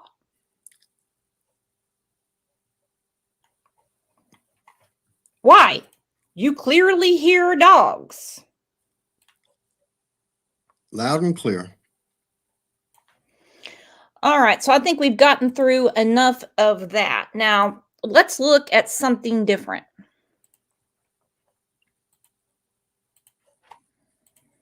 Okay, this is from our friend Carrie Moody. I love her channel. She clipped something. I think it's from Daisy's channel. I'm not sure. But the other day, Don got very upset with something Candace said. Now, as you know, the only time he gets upset is when somebody goes off script. Here is an example. No, I have 7 alibis. I have 7 alibis. Candace ain't going down. She's going down. You were at work, right? 7 alibis. Candace ain't going down. She's going down. You were at work.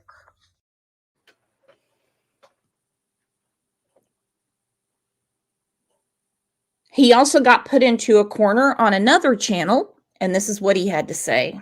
Every night when I wake up to piss before I go to sleep, I go to sleep. I go to sleep every night praying for Summer and begging God and asking Him why.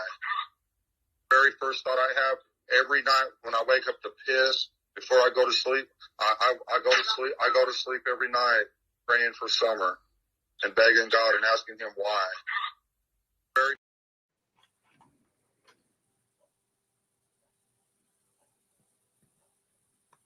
I have 7 alibis. Candace has none. There's Candace going, I know. These two fight like cats in a pillowcase. We have heard her bust doors, bust Dawn, you name it.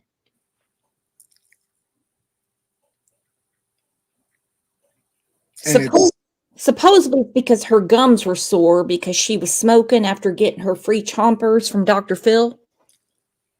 Right. That's a strong sign of abuse, no doubt. No doubt. I mean, the evidence of that had played through this entire case. You know, whether it's Don and Candace going at it between each other, and how the property had been taken care of. I mean, you know, first day out the gate,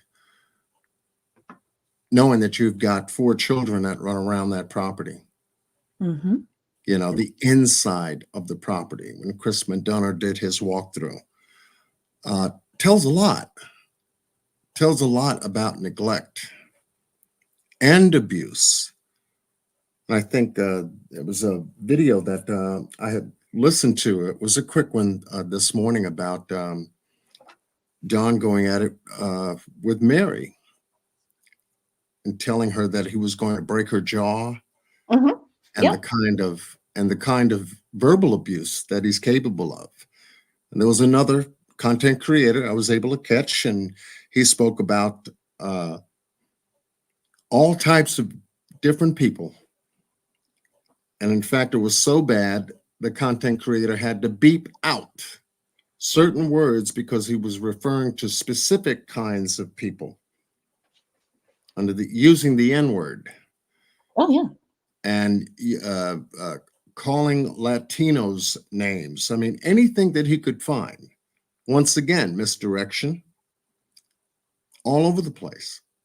So yeah, all of what Don and Candace have been giving us in this case is really who they are, whether they know it or not. And the more they talk, the more they think they know that they're still in control of this narrative, the better it's going to be to get justice for Summer. If she's with us or not. Well, something set him off last night. This was clipped by our friend Carrie Moody. Love her channel. Check this out. Please consider becoming one. Until next time, stay safe and be kind. And Candace, I don't know your situation. I mean, maybe you have substance abuse or something in the past or whatnot. But how does that judge you as an individual and a mother? Look, I'm not gonna lie, I smoke pot. Oh, big deal. But how does that even put you in the realm of the conspiracy theories that they play out there? When you're suffering as a mom, trying to figure out what happened to your child, as well as Don. What you doing? Listen to Dawn erupt in the back. She's like, I'm not going to lie. I smoke pot. I don't think anybody is really concerned about her hitting the weed. That doesn't really keep me up at night. And Dawn flips out. Listen again. Good job, Carrie Moody. And this guy, I don't know who he is, the skeleton with the candle. He's being very kind to Candace. I don't know his thoughts on the case, but listen to Dawn blow up.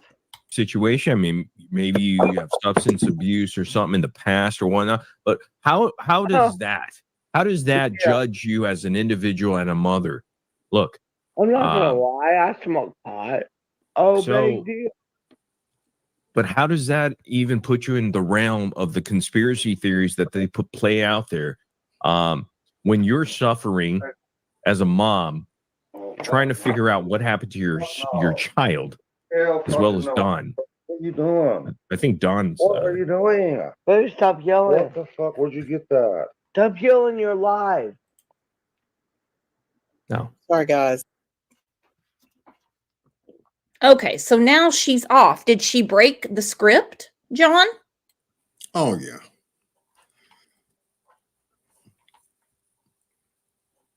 Did she break the script?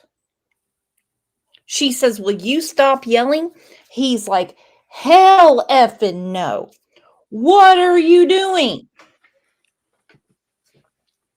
I don't think the police want them to cooperate about them smoking pot. Maybe I'm ignorant to the ways of the world. I think they're more concerned about the whereabouts of Summer Wells.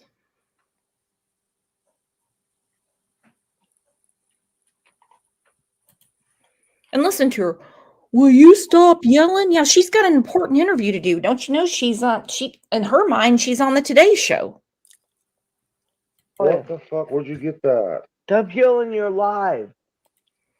I hear the pill in your lies.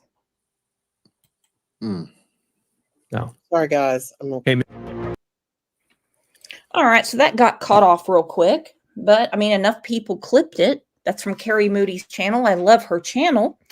So why would he be so upset about that? Don't you want the truth out there to find Summer? Yeah, because it's something that they definitely didn't tell law enforcement about. No doubt. Nope. Now let's look at this. Did Dawn Wells just let out a massive clue? Summer Wells, always in my thoughts and prayers. I feel in my heart that 2024 will be the year that justice is served for Summer. Those that are responsible for her disappearance or have guilty knowledge, your time is almost up. Better enjoy your last few weeks of freedom. The truth will come out, and I'll be here for it. In this video, I want to talk about something I never heard before. In fact, it's so alarming that I had to listen to it a couple of times to make sense of things. So, I don't know the original source of this audio. If you know, then drop it down in the comments, but I first heard it on a channel called Common Sense True Crime. Her channel is linked in the description. Before I play the clip, I want to make mention of how many times Dawn and Candace have expressed that Summer is no longer with us. The last known place she was at was allegedly the swimming hole. As Candace walked toward that swimming hole, she said everything is slow motion now. Remember that.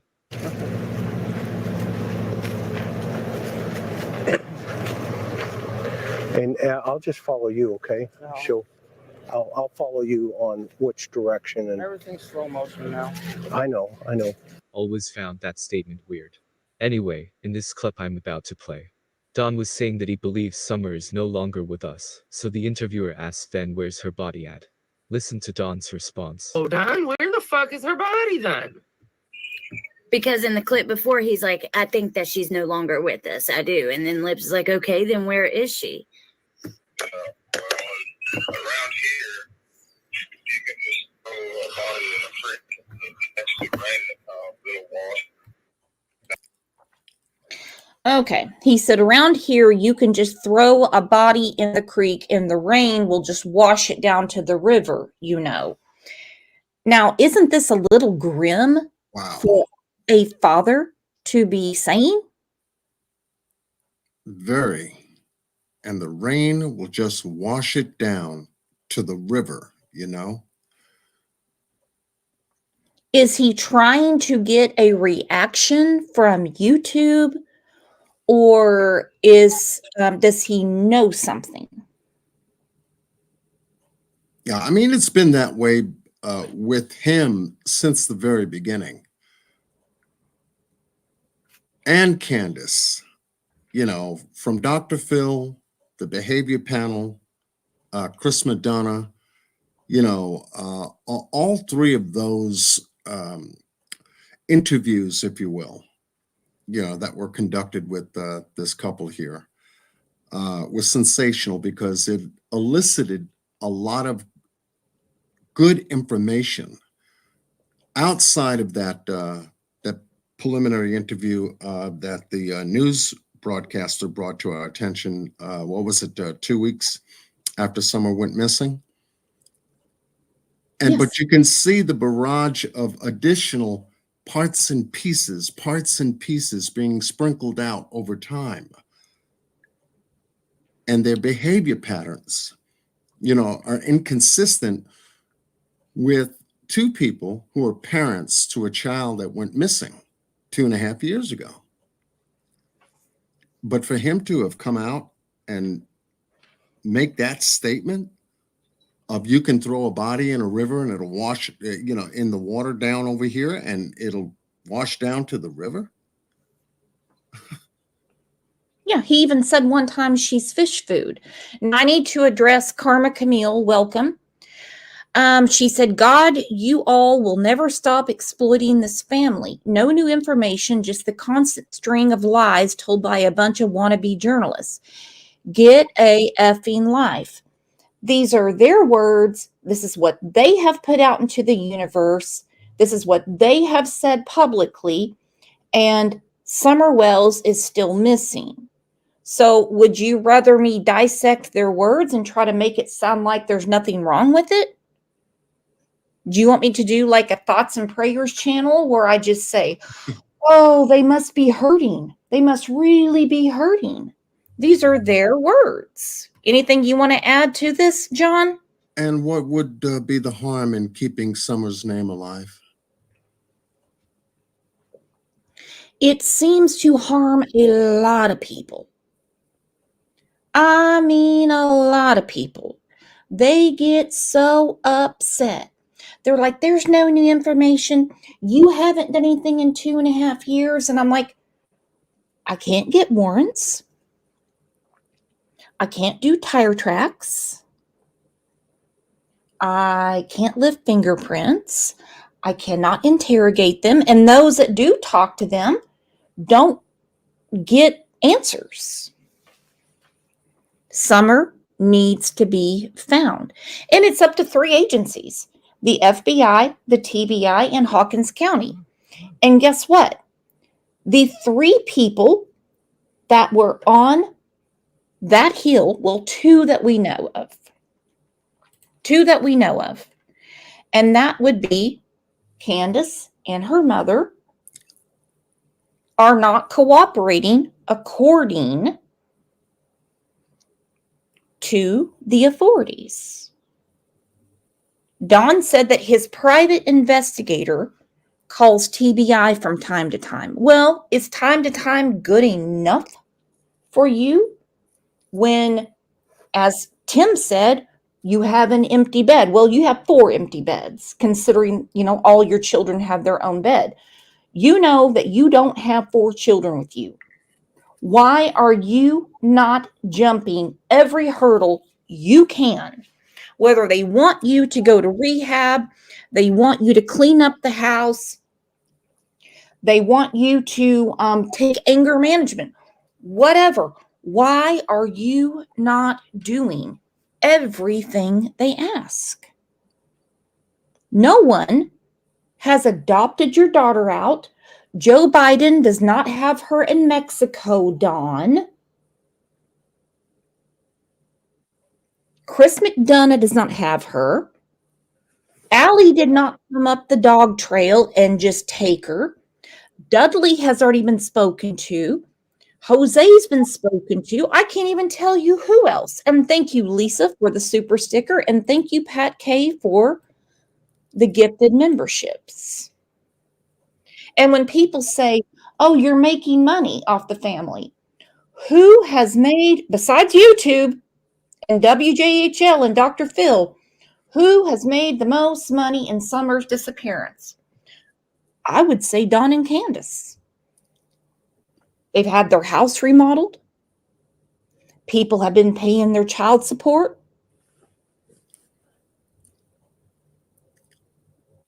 Kathy paid their electric bill, kept Candace's phone on. People have brought them food, put in a floating floor, did a staircase. Candace received a lot of Cash App money, a lot, to get her back from Arkansas to Tennessee. we are allowed to discuss the disappearance of Summer Wells. I really find it very suspect that so many people frown upon us for discussing it. You have a child missing.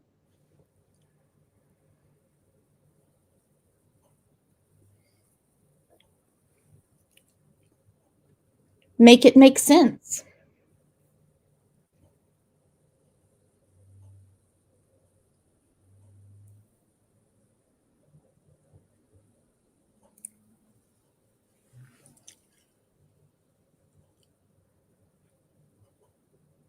Mm.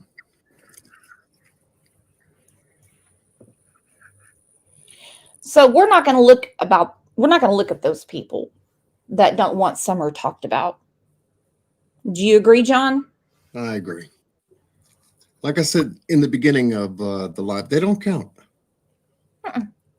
You know, they pretty much identify who they are. And once they do, we identify who they are. And then we know that they count or they don't count. That's all. That's it. But sometimes I'm feeling a little ornery, and so I will give them the attention that they weren't given as a child. And that's really what it comes down to. Pick me, pick me, pick me, pick me. Thank you, Lisa, for the super sticker. All right. So what are your thoughts as we sit here, over 2.5 years later, John? You know, in your live last week that I was supposed to have joined you, you had put the case in a capsule, if you will, and covered a very good timeline with a lot of video clips and evidence and statements and posts that were made that narrowed down a specific time, which was very interesting. And I said, bingo, you're the first content creator that I have seen on this case to actually do that and to have zeroed in on a specific time that brings these two together on June 15th of 2021. And that time is at 3:30 time.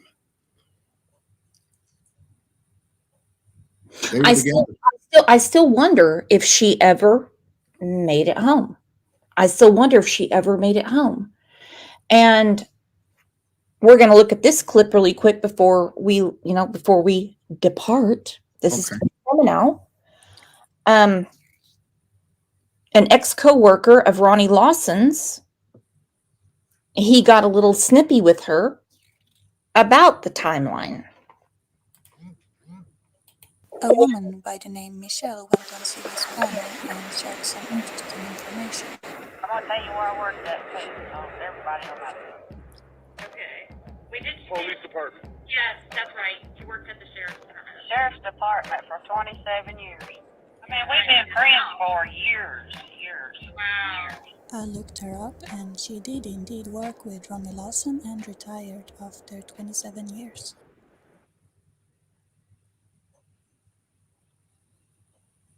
The only thing the sheriff told me to ask you to was to find out where or what took her 4 hours to call the sheriff's department.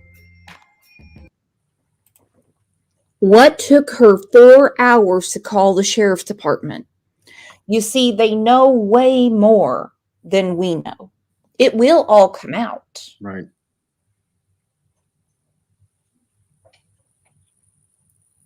And that's what tells me something about that 3:30 timeline when the phones got wiped.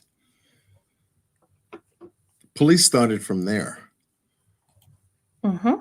And most likely the reason why is because that's when they were together. So you've got 3:30 from that time, which indicates from the wiping of the phones that they're together up until the time the 911 call was made. It hasn't been clear enough to say whether Candace made her 911 call or not. As far back as my notes are concerned about her making that call. Don's call got transferred over to Hawkins County during the time that he was notified, allegedly. Mm-hmm. And he was talking to Candace all the way from Jonesboro all the way home. Mm-hmm. And Beach Creek is that road specifically in and of itself, speed limit shifts from 55 to 45 miles per hour. And he said he tore that road up getting home. He got there in about 35 minutes. So if he left the job at about 3, got home at 3:30, the phones are wiped clean from the 3:30 point. It automatically told me, okay, he's home. He's there. That puts them all together, which had given them plenty of time up until the 911 call was made for them to have done any kind of running around. Candace leaving the property twice. A neighbor said she heard a scream, later to be found unfounded.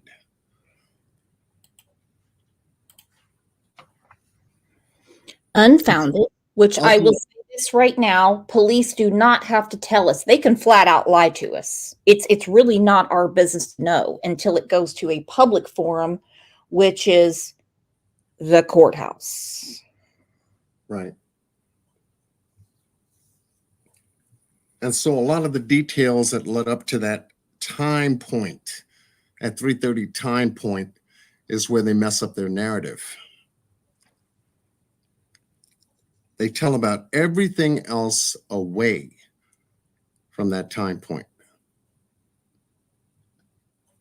Well, I mean, if I asked you what you did yesterday afternoon from, say, 3 to 7, could you fill it in? Yeah, I could fill it in, sure. Oh, yeah. Absolutely.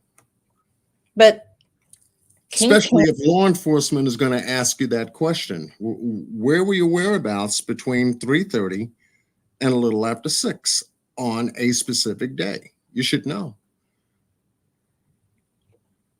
Then what did you do? Then where did you go? Who did you call? You see, that's the detail part of that timeline that they needed to really brush up on. That's why Candace didn't give that interview until 2 weeks after Summer went missing. She couldn't. So a lot of the fingers that they've been pointing away from themselves are definitely been pointing back at them without their knowledge because of their narrative. Because it doesn't make sense and will never make sense. So it's what they're not saying is what we've been after. However, astute content creators that are out there following this case have studied their behavior, studied their pattern of communication online, and began to put a lot of the little details like you've been doing here today and all throughout this case to find out what's not being said. What haven't they included? And once again, it puts them in the hot seat every single time. Every single time. You're right. Yeah. Every single time. Because the gaps might as well be the Grand Dam Canyon. And no, this channel is not saying that they have done anything to Summer. This channel is saying, I don't believe they've been that forthcoming. Precisely. The only thing the sheriff told me to ask YouTube was to find out where or what took her 4 hours to call the sheriff's department. 4 hours? Yeah. What? He said if you want to tell YouTube anything, ask him why it took 4 hours for her to call the sheriff's department. Oh my God. Who said that, Miss Michelle? The sheriff told me to say that. There you go. Yes, because I talked to him about it. Wow. He won't tell me anything, but he just looked at me and said, well, I know you're watching all this YouTube stuff, so ask him where that 4 hours went before she called the sheriff's office. She dropped off Hunter at 2. That's what Drew said, was the 2. The time between H was dropped off and Summer supposedly went missing adds up with the alleged missing 4 hours. It seems like Ronnie Lawson is also tired of all the lies. I called him after that interview, and I said, was you kind of pissed that day he was talking on the news? And he said, not really, but it's getting aggravating with all the lies. He said, I said, have they got attorneys? He said, yes, they do. And they are not cooperating. I don't know about you, but I am convinced that this woman is who she says she is. Now, if what she is saying is true, we can never be sure of since it's secondhand information. But let's say it's true, which I personally tend to believe. Why would Lawson tell her to go on YouTube and say that? I think he is, just like us, very tired of the games and the lies, and wanted to apply some pressure. He knows, they know, we know, they know, we know, he knows. Everybody knows. That's my opinion. It's about time somebody tells the truth. And who will it be? Who will clear their conscience first? Who will make the decision between jail and hell first?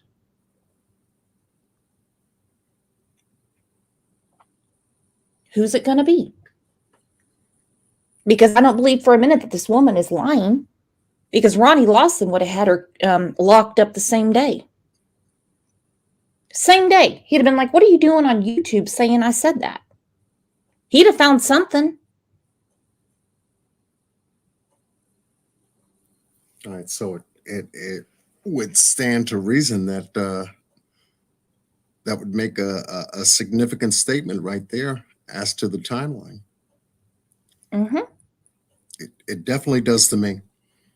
And at least it narrows in, giving us that major piece to fit into that afternoon as to the whereabouts of what these people were doing, how they were communicating, and what they needed to communicate afterwards. Because we found out the effects, which were the after communications between Don and Candace and how this all took off. Plenty of time to get a story down. Plenty. And with Don taking the lead and talking to reporters about the resurrection to start off the story was a fantastic place to start for him. Mm-hmm. And the abduction. The abduction to the resurrection to the abduction. Final conclusions with no basis of evidence whatsoever to support it. I agree. Well, on the next show, we're going to talk about, it won't be tomorrow, was Hunter being set up? Do you believe he was being set up by Can't, John? Of course, it's just your opinion. I wouldn't say set up, possibly used as an alibi. I mean, he was included in that day's activities. Mm-hmm. You know, for a specific reason, to get possibly an extra pair of eyes as a witness to what she was doing that day. Candace, that is. And I think her mother was too. You can't tell me that on June 15th, 2021, that Candace suddenly gave a shit about someone besides herself. That she wakes her mother up and says, oh, mother, your knee. We must get it checked out. Mother, we have to. Mother, we must. Mother, we have to get you to a doctor. Mother, we must. And today of all days, Dawn took the Subaru, so we have to take your truck with no GPS. Mother. And her mom doesn't say anything about the swimming hole, right? No, she said, I think they went swimming. There you go. So that excludes her. So who does that leave us with at the swimming hole? Well, because no way in hell. Well, I don't know Grandis that well. I don't know Grandis. I mean, I just don't. Would she be okay at the swimming hole with Hunter drinking the twisted tea as he said he did? Would she be okay also with a hurt knee that needed a brace? Because that was the 2 minutes that Candace didn't include in the interview. Mm-hmm. I went over to fix my mother's brace like she told Chris Madonna. Well, why didn't that come out? Oops, forgot about that. Well, and dipshit Don, when he was asked about the knee brace, he knew nothing about a knee brace. So we're back to the script. Somebody didn't read the Cliff Notes. Yeah. Because the story started out, I had to help my mom with the knee brace, and then broke knee, messed up knee Grandis said, oh, we've got to replant these succulents, which could have stayed in those containers forever and a day. They weren't going to die. They're not petunias, for God's sake.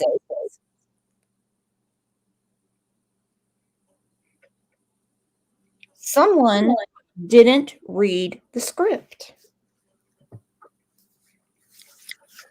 And that's what law enforcement concluded during the interim of the investigation. A lot of pieces that weren't holding together, a lot of pieces that were falling out of the narrative that didn't fit, a lot of time gaps, space and time, misdirection, as we talked about earlier, selective amnesia. All of that plays into, do we have suspects here or not? And if we do, how do we proceed? And they say, let's keep the cards close to the chest. Let's do our due diligence, make sure we covered every single base, and let's profile these two.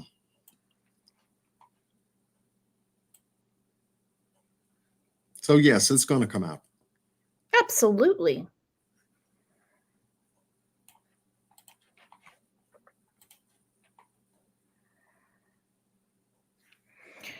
Somebody wants to know if there is an Ava. I've never heard an Ava. And as you said, this is from the TBI. When was Summer last seen? Her mother reports, this is an official report, by the way, this is not from YouTube. Her mother reports last seeing her on the afternoon of June 15th at their home in the 100 block of Ben Hill Road. In order to preserve the integrity of the investigation, we will not provide additional information regarding the timeline. Now, what are you getting from this statement from the Tennessee Bureau of Investigation? They didn't have a timeline. Thank you. So, fill it in, can't. They didn't have a timeline. Well, John, this has been a great show. Big treat for you being on here. We go back a long ways. My goodness. Yes, we do. Yes, we do. And it's been quite a wild ride. And I know that we both have given our word that we're not going to stop covering Summer Wells. Can't do it every day. Can't do it 3 times a day. Right. I've been working on a case a missing persons case out of Buckeye, Arizona concerning Daniel Robinson. I just got finished doing an updated live with Daniel's father, David Robinson, on that particular case.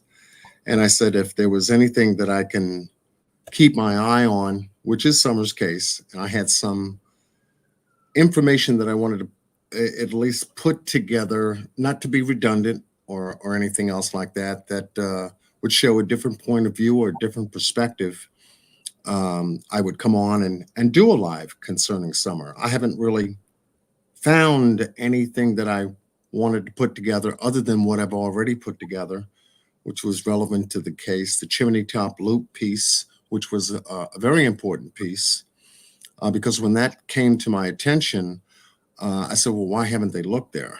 Why did Don take the trip there? Was it about misdirection, or is he actually saying something off key, off script? You know, and then I just said, well, let me hold tight and see what happens from here. And sure enough, you know, that's, and let me just go to work and pick up some other additional cases that I want to work on and get the exposure out there on those cases. That's what I've been doing. And I think it's absolutely amazing. I love your coverage of the Daniel Robinson case. It's the only way I know about it. Only way. I've been in your chat a few times when I don't know if you've seen me. I've seen you, yes. And every time I've mentioned your name, boop, you're gone. I go to bed early and then I catch up on replays. So you guys take a second and please subscribe to our friend John's channel. He does amazing work, not just on Summer's case, but all the cases he covers. As you know, we don't just talk about Summer's case.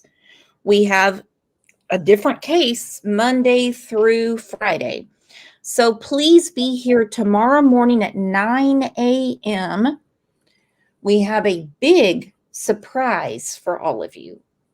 A big surprise. You're not going to believe who is coming on the show tomorrow. And no, it's not Can't or Poodle Dawn. No, it's not. You going to be here tomorrow, John? I will definitely be listening in. I'll be on the road tomorrow. But, okay. Listen in. I got the bells and whistles active on my phone. All right. Amazing. Let's have a round of applause for our good friend, John Q.